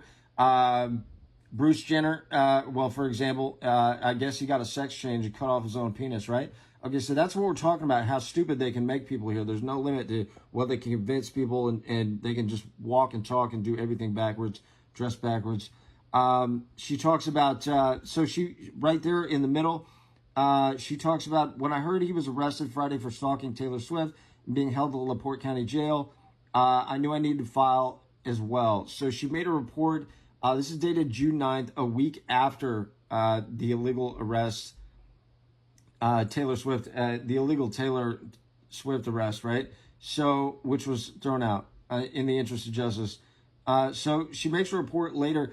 Now, I don't know what kind of retard, mind-blowing garbage flies through the legal system, but just a human being with a brain who takes a look at this and says, what the fuck are you talking about? You make a complaint against somebody because you heard that somebody else did on TV and stuff? Are you a fucking idiot? Is this monkey see, monkey do, you human garbage, piece of shit, fat bitch? Unbelievably stupid. This is just ludicrous. That's insane. So there's this is about parasites killing the humans, everybody. That's all this is about. So first off, the only circumstances when you could just make a criminal complaint against somebody would be like if it was happened when you were like, they were a child or something, and nobody would believe it because they were intimidated by adults and authority figures, and nobody would believe it. So years later, you tell everyone, and then they believe you, and then maybe you have a case against them or something like that. But just how fucking stupid are the idiots on planet Earth right now, just looking at this report here.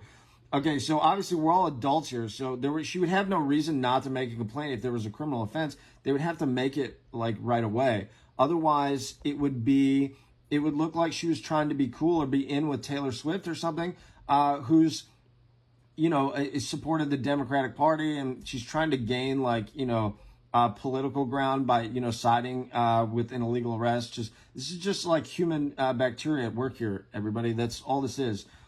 So somebody makes so it's monkey see, monkey do, the brainless zombie, backward human beings, possessed by aliens or bad spirits or whatever's wrong with them.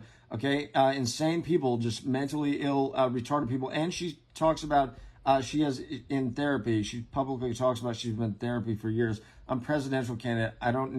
I'm not in therapy. I don't need fucking therapy. I know what the fuck is going on. I understand all that. So therapists are good to talk to, especially for people that want somebody to talk to or just don't understand their feelings or the world, and they just don't have a sound personal constitution and philosophical beliefs on life, and they have no idea what's going on here. So I went on semester at sea. It's more prestigious than Harvard, associated with the United Nations.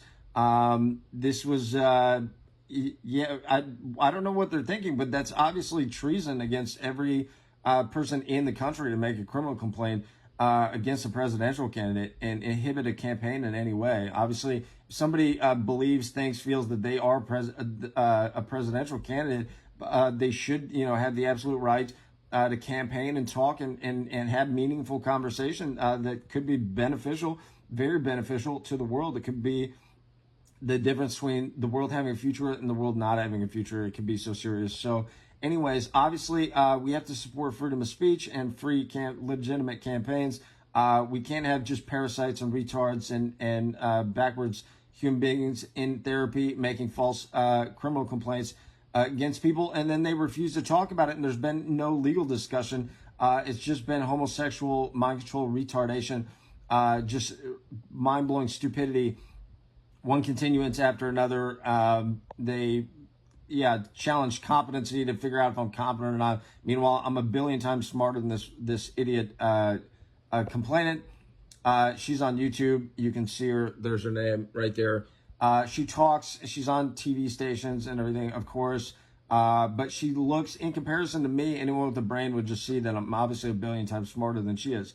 So, anyways, looking at it, and she has a friend in the prosecutor's office. Look at that. That's more bullshit. She put that in the police report. I mean, that's not a good thing to even mention in a police report, because on that basis alone, a jury or just the media or just public, anybody looking at it, or a judge or anybody or a prosecutor, whoever's assigned, deputy, district attorney, anybody could look at that and just say, that's not going to make us look good. That's going to look like, a conspiracy, or it's biased or whatever. It's just it looks bad right from the get-go, that she even said that, or that she had already contacted and spoke with and been speaking with somebody in the prosecutor's office, especially to the federal courts or civil rights division. Take a look at that. And it looks, like a conspiracy, and it's just totally unprofessional. That in itself is grounds to throw out the case, that's even in there, that she mentioned she had a friend in the prosecutor's office. Well, now we know. It's good we know she said something and put it in the police reports. But look at that. I have explicit text from 2016. Totally absurd. She made ludicrous allegations in there. I'm an actor and model from Los Angeles. She works in San Diego. Wasn't, overly successful in California. I was much more successful in California than she was. She didn't work in Los Angeles. She never booked any commercials or got on TV or anything. That's, like 1 in, 1,000, 1 in millions, or that's just like a much bigger deal. Anyway, she never even worked in Los Angeles. Okay, the most competitive, highly intelligent people obviously work in Los Angeles. So anyone who doesn't work in Los Angeles is a complete joke in comparison. And obviously people that work in Los Angeles are a lot smarter. They are the smartest people on earth by far that work in the entertainment industry. So she never worked in LA. She didn't go on semester at sea. And she didn't work in the entertainment industry, which is the most competitive industry on planet Earth. So, and she's overweight, so she's not somebody that I could ever date. We did have sex in San Diego before I went on semester at sea. She gave me a ride from the airport. We went to her apartment. Then the prom king came and gave me a ride from her place and he thought she was hot, and I was like, oh no, she's not that, because I just had sex with her, and she was kind of a dead fish in the sack, and she was fat and slobby in the sack. So anyways, so he picked me up, and then we went to his place and met his fiance, and she was not fat, and she was attractive. She was very nice. Fortunately, they got a divorce later. Recently, they did. But they were married for years and had a bunch of kids. And anyways, so yeah, the prom king gave me a ride from her place to semester at sea after we went to his place to meet his fiance. Then we traveled around the world on semester at sea. It was a great trip. So anyways, the officer was arrested for fraud and several felonies. His name's in the report right there. And it's highlighted on the bottom.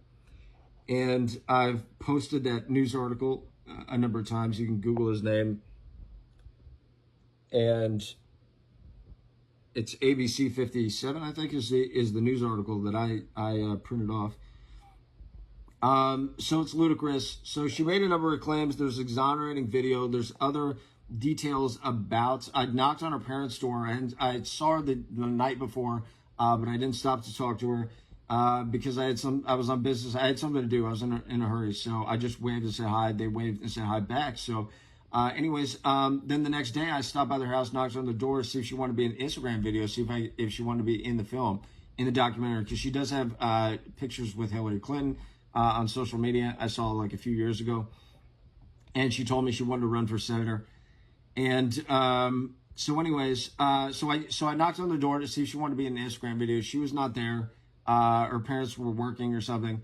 And busy, and so it was just a brief conversation with her mother, and I already, the camera was on, I had it on, so it was actually recorded, And I guess it was a good thing, because there's these stupid allegations that were made later. And so anyway, she claimed I like banged on the door aggressively, which was one false statement. She claimed her parents had asked me not to knock on the door or come to the property or anything like that, which is more ludicrous false statements. And then she said that they asked me to leave the property when I knocked on the door. So there's a number of things that were proven false by the video that I posted that's in the documentary, and that I've mentioned at the town council meetings, and I've taken to court, and I've sent to the attorneys, I've sent to the governor, and tried to give them in court. I tried to hand them to him on a USB flash drive with the complaint against her employer, who I sued and demanded $1 billion or they fire her. So they refused to actually accept the complaint in court. They didn't even want to read it.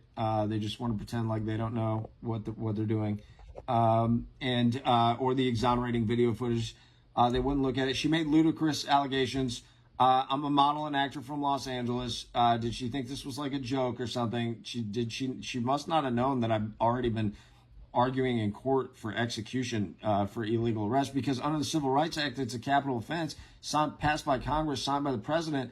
And I hear they execute people in the military for cannabis. I actually met a prosecutor who said he had executed somebody for cannabis in the military.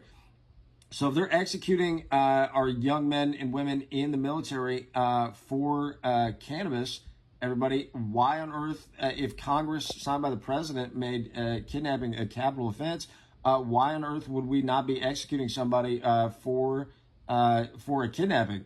I mean, it just makes sense. So anyway, those are the arguments in court that are being made on court and record. And I think I started making those arguments, filing them in court like in 2017 or 2018. Actually, that was a complaint that had been filed the day that I was kidnapped in Arizona, the day of the slow speed police pursuit, civil protest, police pursuit, when I called the media and the mayor's office and et cetera, and the girl I was dating.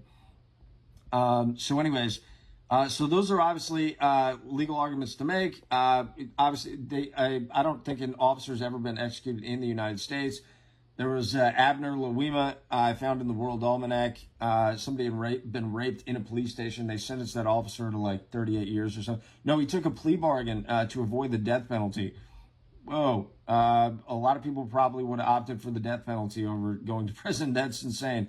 But anyways, so he signed a plea bargain for like 38 years or something after they hospitalized somebody and like raped somebody brutally in a police station.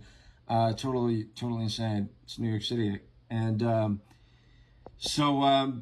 anyways, no, the police reports are complete bullshit. Ludicrous allegations. I'm a model and actor from Los Angeles. She claimed I was like infatuated with her, and then hung on to like the one time we hung out, like it was the time of my life. She said something ridiculous like that. I mean, you just read this and like look at this fat bitch. You would just compare her to all the women I've dated. And this is just mind-blowing insanity. Totally obscene.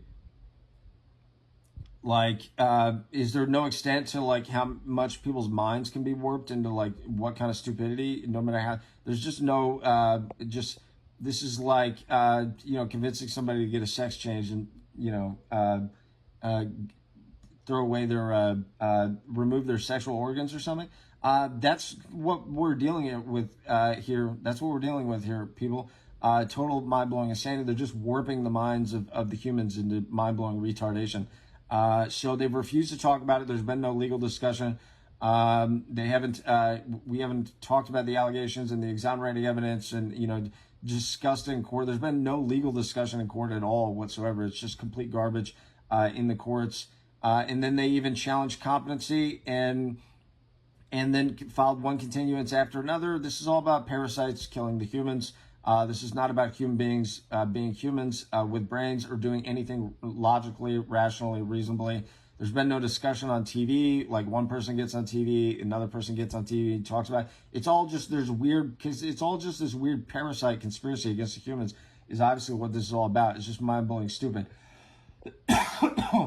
So obviously, if you make public allegations against somebody, you should be more than willing to have discussion and debate on TV about it.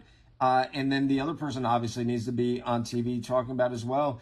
And then they just go back and forth, and then they, figure it out and dismiss it, and they just figure out by people getting on TV and talking about it, they see how that goes, and then they just throw it out. So that's obviously how that should go. People should be getting on TV and talking about this. She said she wanted to run for senator. She says she has pictures with Hillary Clinton on Facebook. Did I mention that already? I did a retake. So anyways, she should be on TV. She is a public figure. She's on YouTube. Compare me talking to her talking, and she looks official because she's, with news stations talking and everything, but she's just an idiot, and you can tell she's just an idiot by these police reports and what she said, and like not being aware that this is, like a capital offense and a crime against every citizen in the country. We obviously have to have like legitimate, elections and everything. So to make a false criminal police report associated with a kidnapping and unlawful detainment, any unlawful detainment of a presidential candidate is a huge crime against the country and the world, everybody. So these are blatant false allegations, ludicrous, and I mean it should have been thrown out. It never should have been arrested in the first place. It's just and they haven't even accepted the exonerating evidence. It just goes on and on. It's just one stupid thing after another. She claimed I went to someone's cafe and asked for her number or looking for her or something, and which is ridiculous. We've been to that cafe a few times to have breakfast, and we were just making small talk and just asked about her or something, which is ridiculous. And then I think even one of my parents was in there one time, and they just asked about her. So anyways, she made it sound like I went to the cafe looking for her, which is not at all what happened, because that's the statements in the reports. We were having breakfast and we just mentioned her, and somehow that wound up in the police reports. I went there all by myself, looking for this fat idiot, desperately wanting this fat idiot that I'm not attracted to or couldn't even date or have a relationship with publicly, or just I did have sex with her, but I could not actually date her. But anyways. So there's texts. We've just been friends since we were kids or whatever.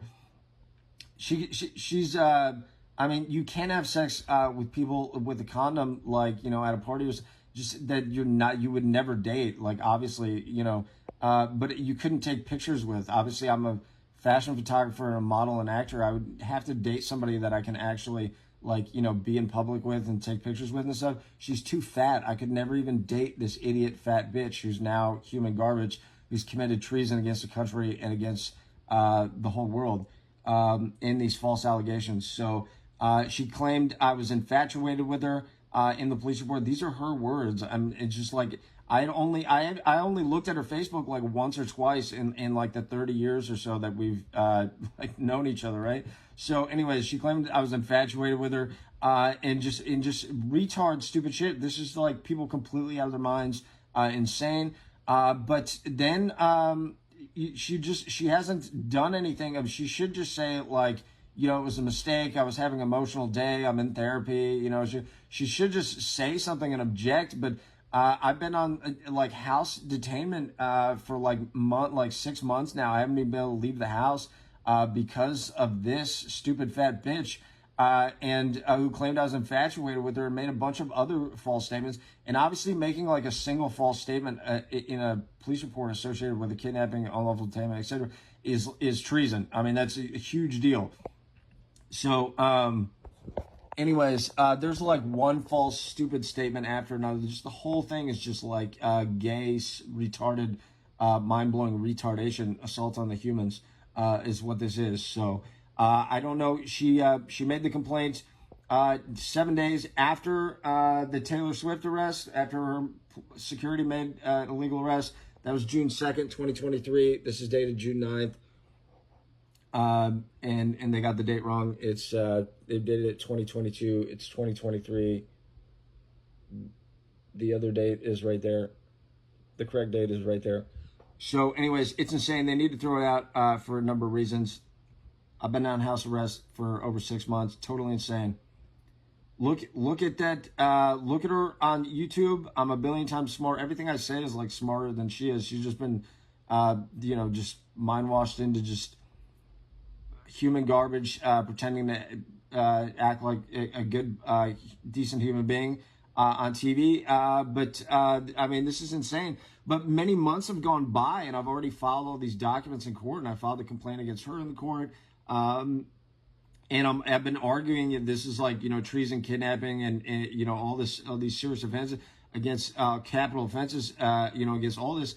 And I mean, she hasn't done anything. So, is she not looking? Does nobody tell her? Is she not looking at my social media? Why would they not be? That would be insane. That would be the definition of just a brainless, retarded human being. If she wasn't, she obviously has to be looking at the social media. And if she's looking at social media and knows I'm talking about it and arguing that it's capital offense and calling the news and telling the news that it's capital offense and, and this and that, obviously she should have, if she had a brain at all, she obviously would have made amends. She would have did something to, get it thrown out. So I've been able to see my niece, who was recently born, and I haven't been able to go see her. Most people would just say that's a capital offense in itself. If you think you can keep a presidential candidate from, visiting his family, and then his niece is born and she's only born once, right? Like to go see her and everything, somebody's out of their fucking mind. It's either the apocalypse, or we're talking about like mentally ill, retarded human beings, or just malign people that obviously need to be prosecuted, etc., whatever. I mean, that's insane. That's probably the only thing you'd have to tell anybody is they're telling a TV host that he can't go see his niece who was born, and that on that basis alone, that's just more than enough to tell something's way off here, everybody. That's way off. That's a huge crime against humanity. Somebody's, massively unjustified. Somebody's a parasite. Somebody is acting like a parasite. Who are the mentally ill, parasitic human beings with antisocial, sociopathic personality disorders? Who is the problem? Because it's not the nice man, the TV host, who wants to go see his niece who was just born.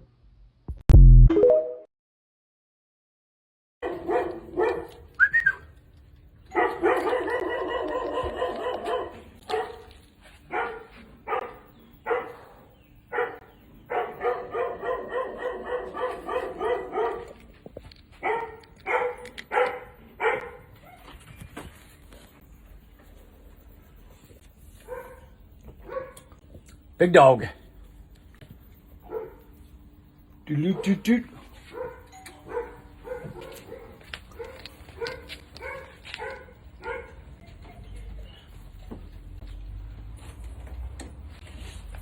Well, hello, how are you? Oh, look out. The dogs are out. The dogs are out. Is Kristen here? I saw him walking by yesterday. I was driving by. I'm working. She's not here. Okay. See my YouTube channel. All right.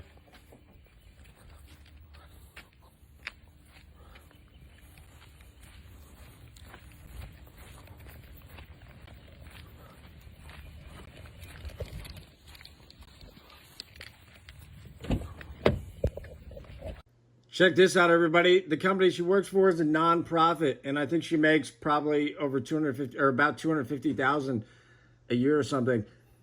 Well, this is blatant fraud on public record. It could likely put the entire company under investigation. So, check it out.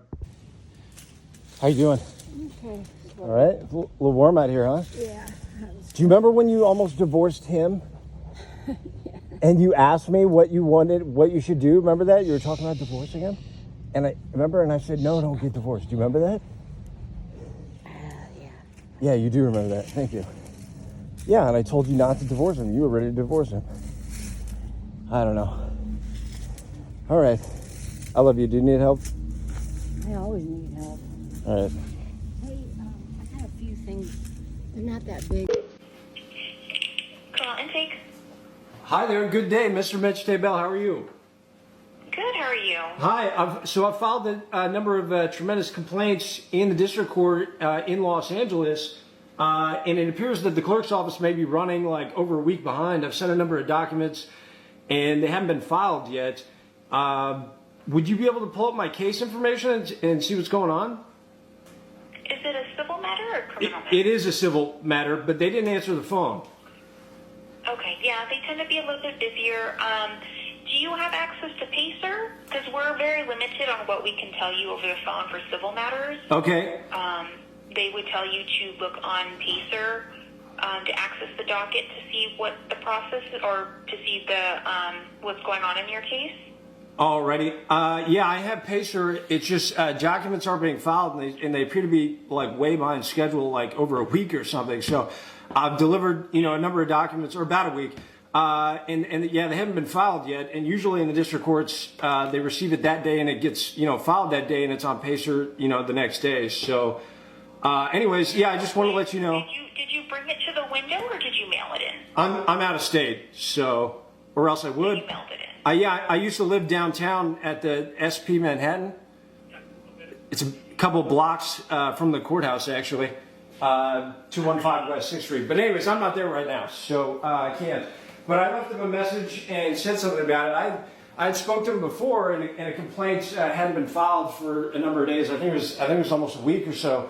And then, I spoke to the clerk's office, and then finally it showed up the next day. So, anyways, maybe they're quite busy, and things are a little different in the Los Angeles District Court. But I just want to let you know, I also, notified the media. I talked to them about it and everything. So, anyways, the complaints against Taylor Swift.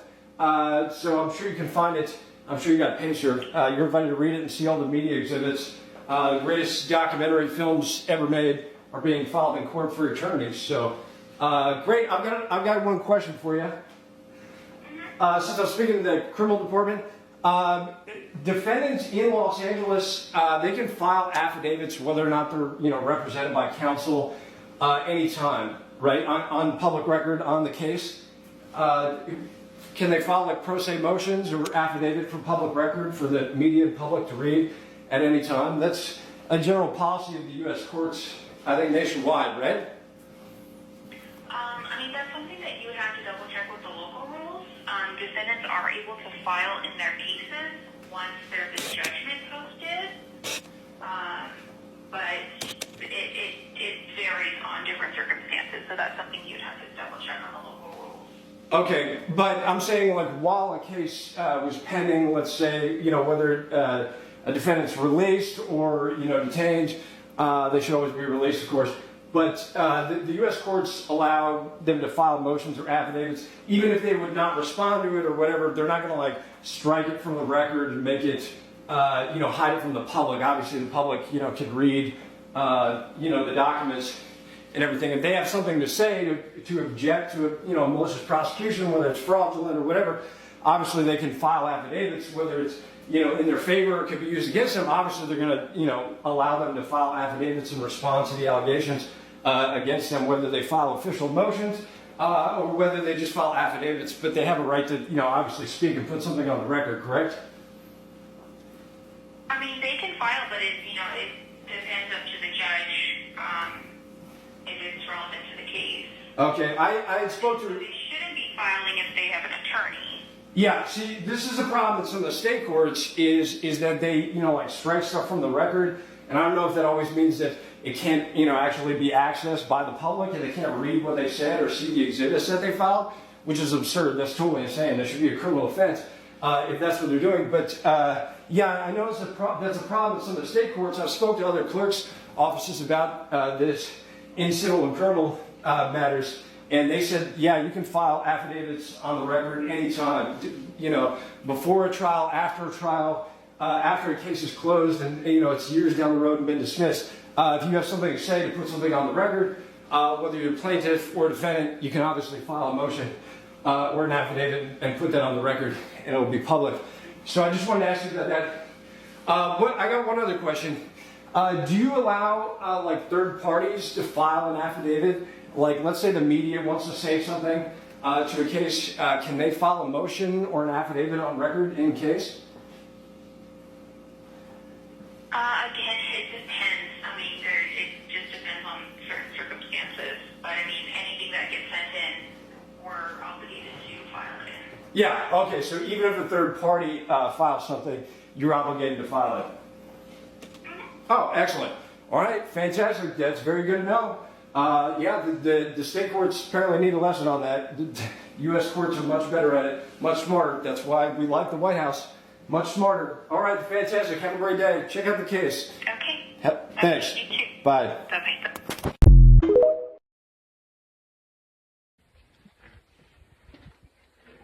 Hi there. Okay. How you doing? Hi, Matt. How you doing? I spoke to you once, She wanted to get permission for us to go to dinner this week. What do you think? How's that sound? When are you thinking? well, Nice to meet you. nice to meet you, Matt. Well, today's Tuesday. There's probably something. Do you like tacos? Yeah. Tonight? You wanted to do something tonight? What time are you thinking? Sounds good. We haven't been to dinner in a while. I know we haven't. I got a new grandbaby. Oh, congratulations. Staying with her for a month. Congratulations. Yeah. So yeah, if you guys want to go out to eat tonight, just let me know. Right on. Great. Has to be in You get a few Indiana. hours. When do you want to go? About 6 o'clock or what? Can I just text you? Yeah, 'Cause send me a Tim is playing tennis. Yeah. Send me a text and let me know. Right on. Yeah. And doctor's appointment, where's that tomorrow? That's same place I've been going. Yeah. Dermatology clinic, Okay. Michigan City. Okay, that's fine. And then I need you to come up and drop. We're doing camera here. That's fine. So Right on. I need you to come up and drop today or tomorrow. Okay. Oh, okay. We just did that the other day. It was a little bit further. It was like 3 or 4 weeks ago. So I need one Oh, okay. each month. Again? Yeah. So one every month. All right. Felt like it was the other day. Yeah, I know. We only did it twice. How many months has this been going on? I don't know. So All right. I got a list. You're on it. So. Okay. So next couple of days, come and drop. Okay. Yeah, no dope here. I know. Unfortunately. Yeah, Shit. Once you're off the program, do what you want. Should be back in California. This is miserable. All right. Well, good. Everything else okay? Uh, See your device? Is it all right? Yeah, no, it's Let me see it real still quick. there. Still I bothering me. gotta do a double check on it. Good deal.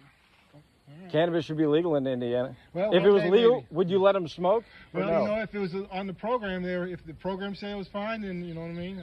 I just follow the rules. All right. So. We're not supposed to drink either, right? No alcohol. Adults up 21, you know that, right? Yeah, I know. Yeah, so, but while you're on the program, those are the rules that they asked us to make you follow. All right. All right. So come Is drop. what it is. All right. Send me a text and let me know what time you guys want to go eat. Like I said, you're eligible for your passes. Your fees are good, and there's no issues. All right. Fine, so, all right. He's gonna help All right, me. these drug tests are safe, right? I read case law. This police Yeah, officer, yeah, she got arrested. And she refused to take a drug test because she was like, I know they can fake it. They can give fake results on the test. Well, And don't she worry sued. about She it. sued him for millions of dollars. And win? she got arrested. She refused to take the drug test, Yeah. and she sued him for millions of dollars. Yeah, they arrested her, but then she sued him. Well, good. Okay. Well, nice meeting you, man. Mitch, you might sign here that I came out here and seen you? We can do that. I appreciate Sure, why not? You want to help me pick weeds? Not today. You know, if I wasn't working, I enjoy being out. You know, I get out in my own yard. We're right here. In your own yard. Yeah, in my own yard, and so go out there, and a little bit of mowing, a little weed, just toiling around. I'm filing in court. I said hundreds of thousands of people could be prosecuted for felonies for this, but I'm a TV host and a presidential candidate. It's ridiculous, but it's what it is. We have so many deer. Okay, yeah. They just, so I went with the Southwest Garden. No, Now okay. they're You guys even, you have now a they're beautiful even home. eating. Thank you. You have a beautiful home. Thank you. Been here a long Yeah, time. it's a nice. But yeah, they just come in, eat everything. So I try to put deer resistant things they won't eat. They eat those too when they're hungry. Good. Okay. Well, then, Alrighty. let me know about what time you guys want to go out to eat, and we'll be fine. Just send me a text. Cool. Sounds good. I appreciate it. And then come drop, okay? See you later. All right. All right, right on. Nice seeing you. Take care. Nice meeting you, man. Tell Tim I said I sorry I missed him. I'll text him. Yeah. That's the way to stay young. Keep it busy.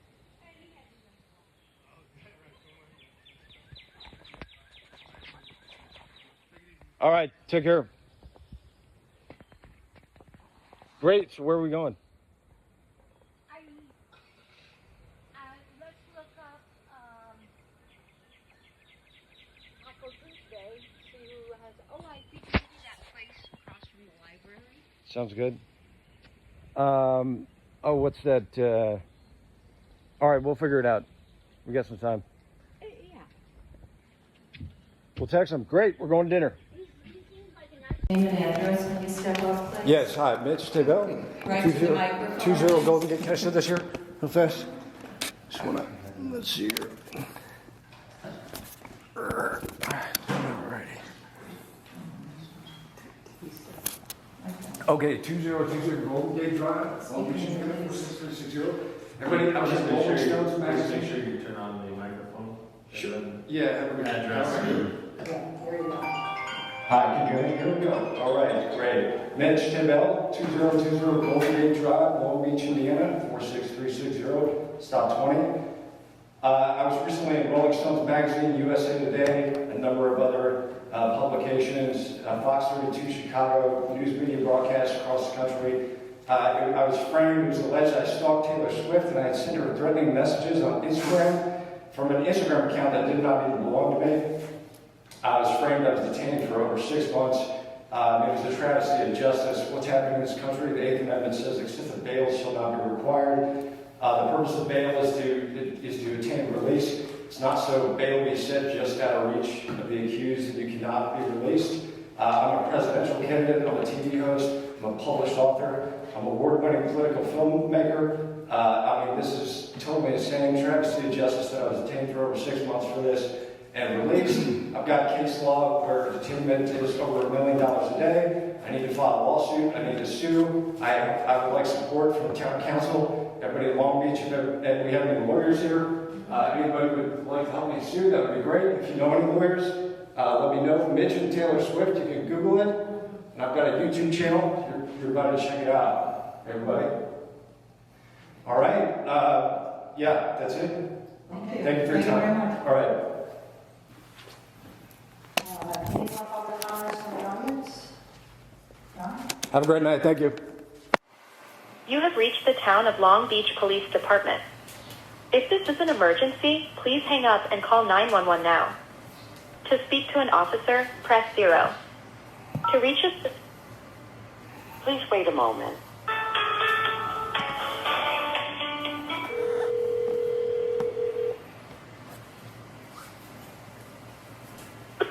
Before County. Yes, hello. Somebody strange is making threats, text messages. I don't know who they are. I asked them if they had social media. They don't have social media, so they're probably a weirdo. And they're threatening me, so I don't know who it is. So I need to file a police report.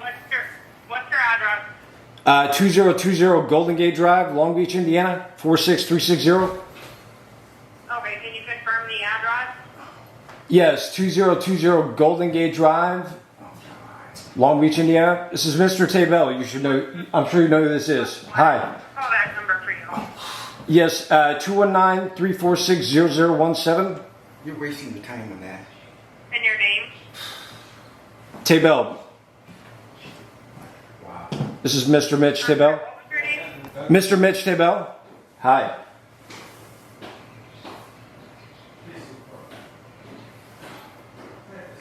Okay, hang on just 1 second, alright?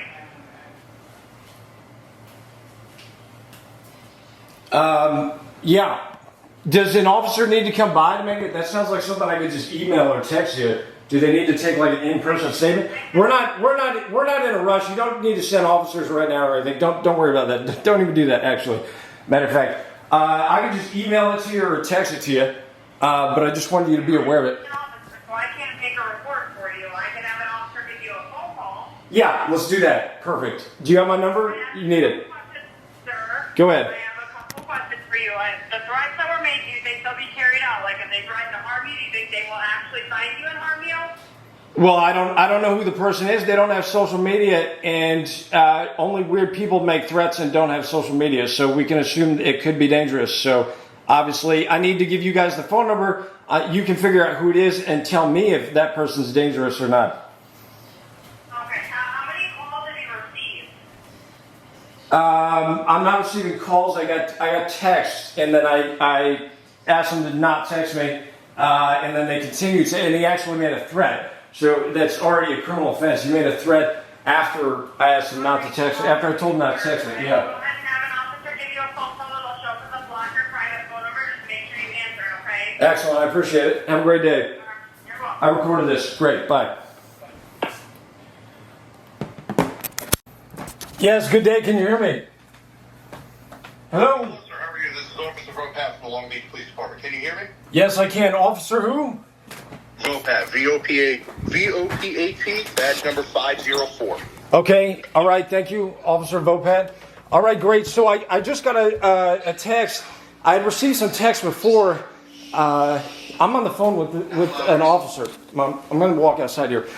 And so anyways, I told him not to text me anymore. And then he proceeded to make a threatening text. I think it's debatably a criminal offense what was said in the text, but it would be if it's even debatable after I told him not to call me. Anyways, you can take a look at it. I don't know who it is. They don't have social media. My phone number is all over the internet, so people text me. And if it's not threatening, it's not a big deal. But the text message was weird. I got you. Yeah. Hey, how about we do? Are you home right now, sir? Yeah. You can. Do you want to talk in person about it? In person? Yeah, as long as you don't mind being recorded. Yeah, that sounds fun. Sounds good. That's Great. No problem. I have no problem with that, sir. Okay. Excellent. I'll show you the text messages. I'll give you the number, and you can let me know who that person is and whether that person's a threat. I appreciate it. Are you coming by now? As far as the number goes, sir, Yeah. I don't have any database where I can plug in a phone number and see who that registered number is, okay? That would be through, like, telephone companies and all that stuff, and depending on the severity of what we got going on, I don't have the resources to do that. So that's why I kind of want to speak to you in person to kind of see what the whole entirety of the deal is. Okay. Because it's kind of hard to do that over the phone, don't you agree? So at what point can you figure out, people have caller ID, there's, online services, you can pay a small amount of money. I would assume the police station would have that. Obviously, if it's a criminal offense, then if it amounts... That's a different story, but I don't know what we're even looking at, and Okay. I don't have a database where personally I can do that.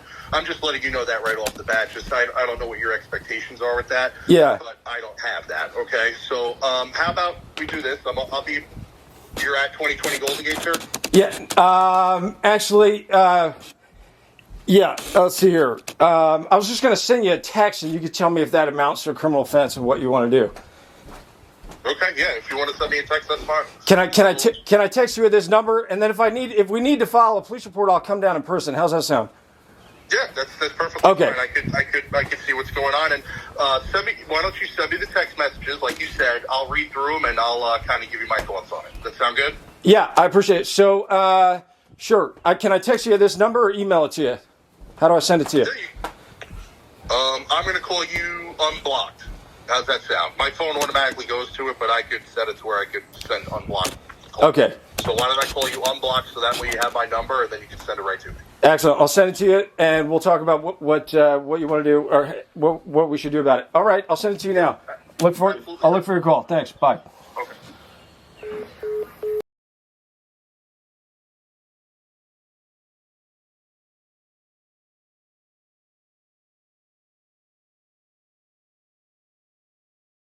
Making sense right now. What are you saying? What are you saying? Read the Supreme Court ruling. A sucker punch? This could be a sucker punch. I have to report it. I made a threat. I don't know who it is. It's not a threat. Because the person keeps texting me, and then they made a threat, and I told them not to text me anymore. Then block them. I don't. Does it cost money to block them? No. A text message is different. It's just not social media. You can't just block somebody very easily. You can block a guy. You can block them. Hold on, I got somebody calling me here. Block them. Out there. Wasting your time, and you're falling for a sucker punch. Stop it. Take it out of this room. I'm talking to police. Listen, be quiet and listen. I'm talking to the officer. No, you're a witness. I need you to listen. We're not. Stop it. I don't want. Hello? Yes. Yes, this is Officer Romanian. Hi there. Yeah. Did that amount to a criminal offense? You got my text, right?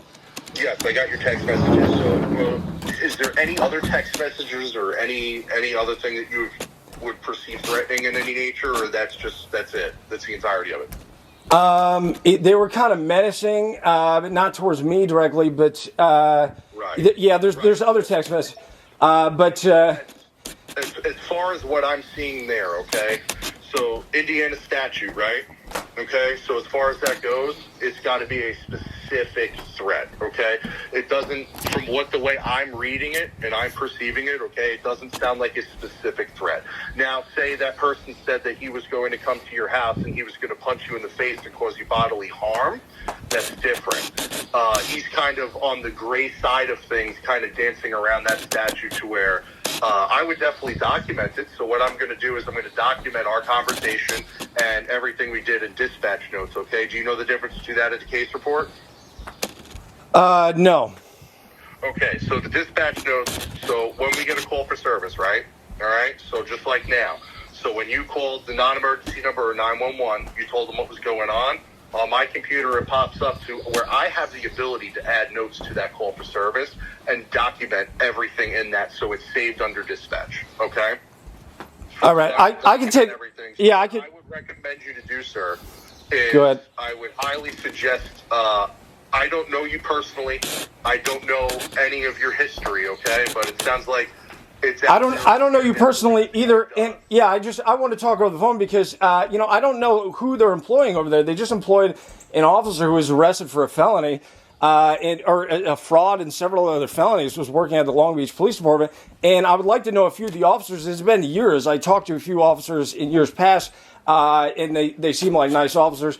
And then we had an incident where somebody that I had never met before. Filed a false police report and everything, and then he was later arrested for fraud and several felonies in that police department. So I want to talk over the phone.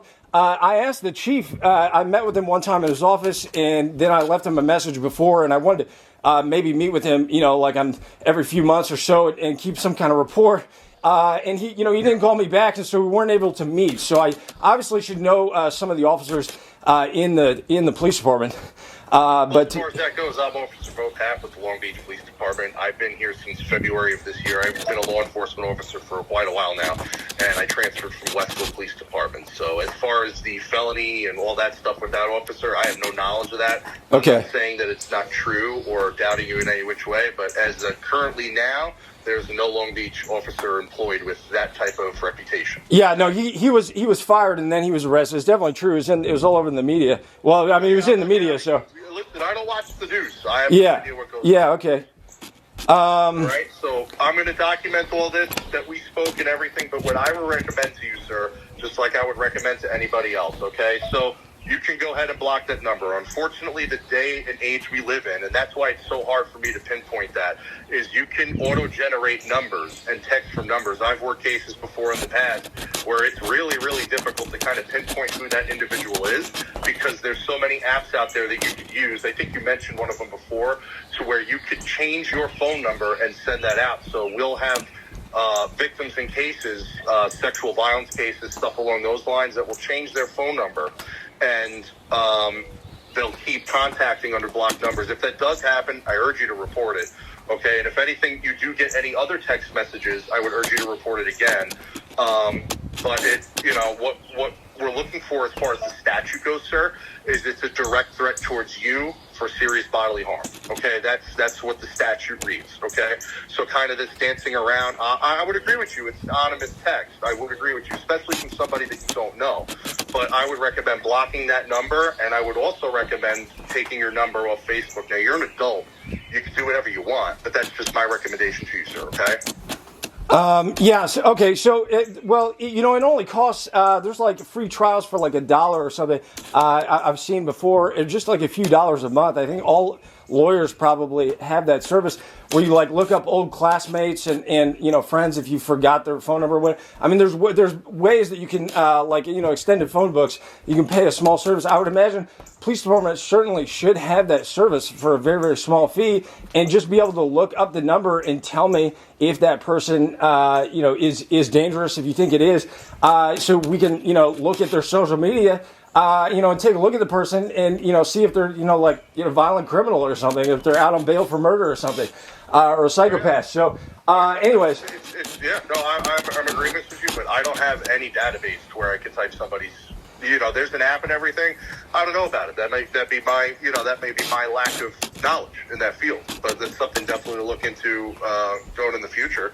But as far as my recommendation to you today, okay, is to definitely block that number. I know that you said, don't text me anymore. I don't know who this is. Go ahead and block that number, man. You know what I'm saying? Okay, right on. Nothing to say that you can't block somebody's phone number. You know what I mean? So, obviously, if you get random text messages from different numbers and you do find that those text messages are escalating to the point where they're specifically threatening bodily harm to you or a family member or something along those lines, obviously it's something what I want to know about, okay? As of right now, it's weird and it doesn't fall into that statute to my understanding, okay? What statute are we talking about? We're talking about threats and intimidation. Okay. All right.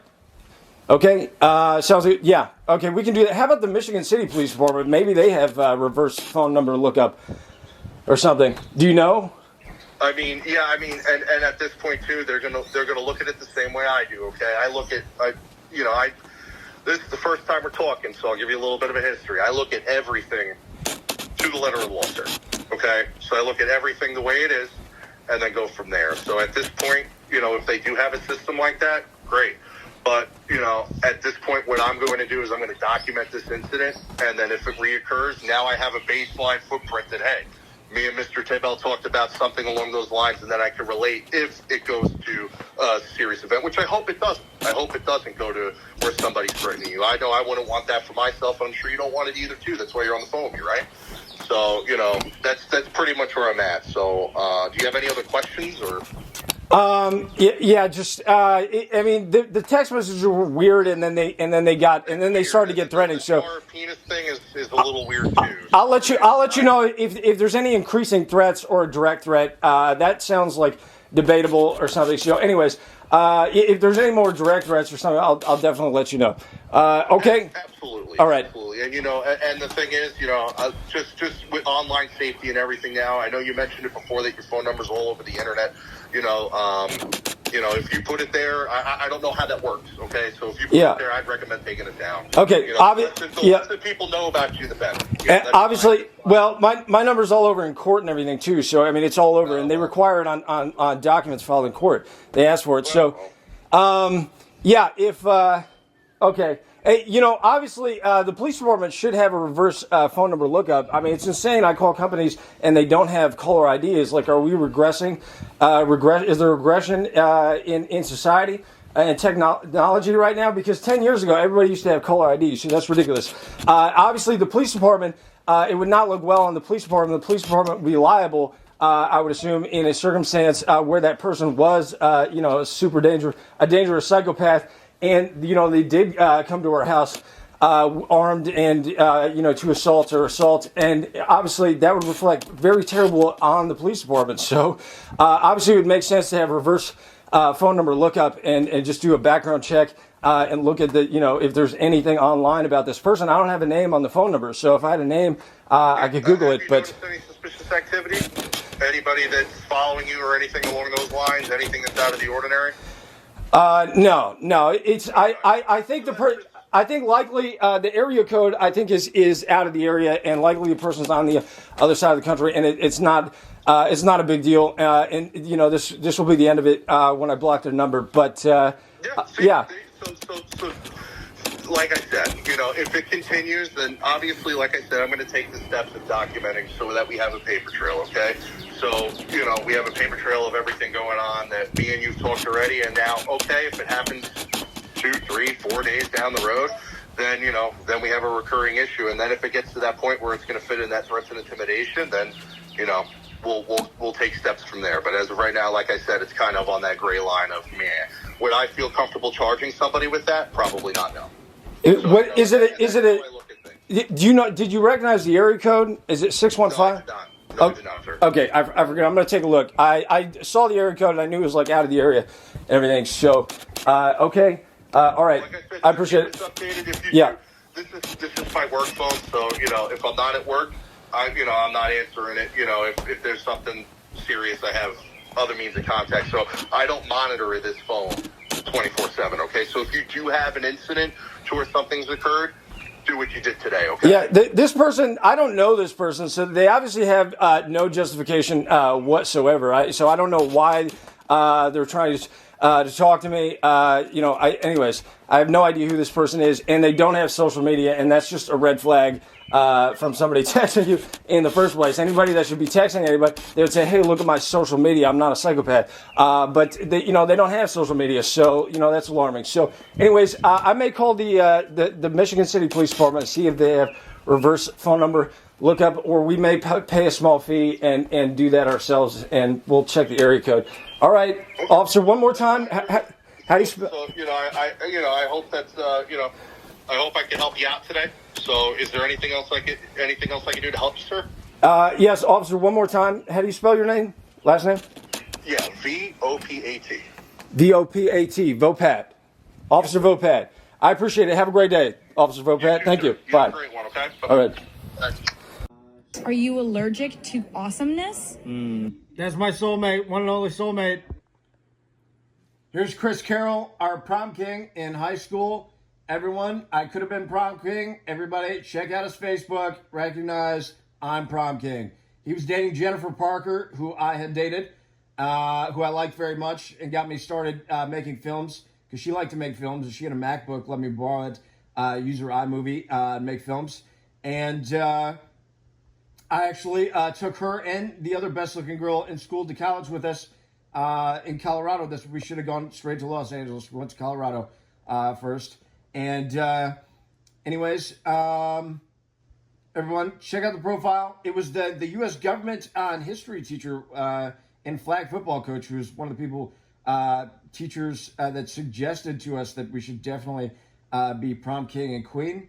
I was dating the alpha female. She was a year older. She was senior. And I was on academic honors that year. And, the faculty thought it was definitely us. They told us, hey, you should definitely be king and queen. And, we weren't overly interested about it because we never expected to be talking about it almost 20 years later, because everything in life came easy as it should for us, because we're nice people with good intentions. We're funny and social people and attractive people. And so everything in life comes easy as it should, because people with brains, humans with brains, they reward people for being good people, social people, liking other people, being nice people, intelligent human beings, and being attractive. All the above, everything in life comes easy for all these reasons, because we were very popular and obviously could have been king and queen if we wanted to, everybody, until I was maliciously prosecuted by retards and parasites in Manhattan. Before that, I was making, almost $3,000 a day, working as a model and actor, booking photo shoots in Los Angeles, the West Coast, and on the East Coast, acting work, until mind-blowing retardation that never could have comprehended in any way how stupid it was. Prejudice, prosecutors, and then of course, there's just an astronomical amount of just other brainless, people out there that just take their word for it. Anyways, there's obviously a lot of prejudice out there. Whether humans, aliens, whatever, they don't care if it's, fraudulent, null and void judgment. It's 250,000% against the weight of the evidence. You just get retards looking at you like you're dumber than they are, and they're just, you can't imagine how dumb they are. And then they start looking at you, like you're a criminal, or like you're this or that. They just look at you stupidly because they are stupid, and because there's a fraudulent, null and void judgment in court, and total retards prosecuted you. They had no idea my mother was homecoming queen with newspaper articles, and that I was an IGFA world record holder. They didn't know any of that stuff. And so if they knew any of that, they would just know that, weird and stupid people can't think weird and stupid things about people like that. And it would all just come to light, and they would just look like mind-blowing parasites and retards and human bacteria. And it would make the entire state of New York and East Coast just look bad in America, everybody. So any of the clowns and retards and totally worthless judges who looked at it and everything, they didn't know there would be hour-long lectures about it later, and that people can't think weird and stupid things about people like me because I'm a world record holder and my mother was homecoming queen. Paris Hilton's 43, everybody. It's Taylor. I obviously have to, it's Taylor. I'm definitely going to marry Taylor. I can't marry Paris. She's 43. It's definitely Taylor, everybody. Definitely Taylor. Taylor, give me a video call. Sweetheart, video call, honey. Look at this. You got 5 articles here. You're in the newspaper all over the place. Look at this. You're doing an internship. You're prom queen. This is pretty cool. I know, but I would like you to just not share it with other people.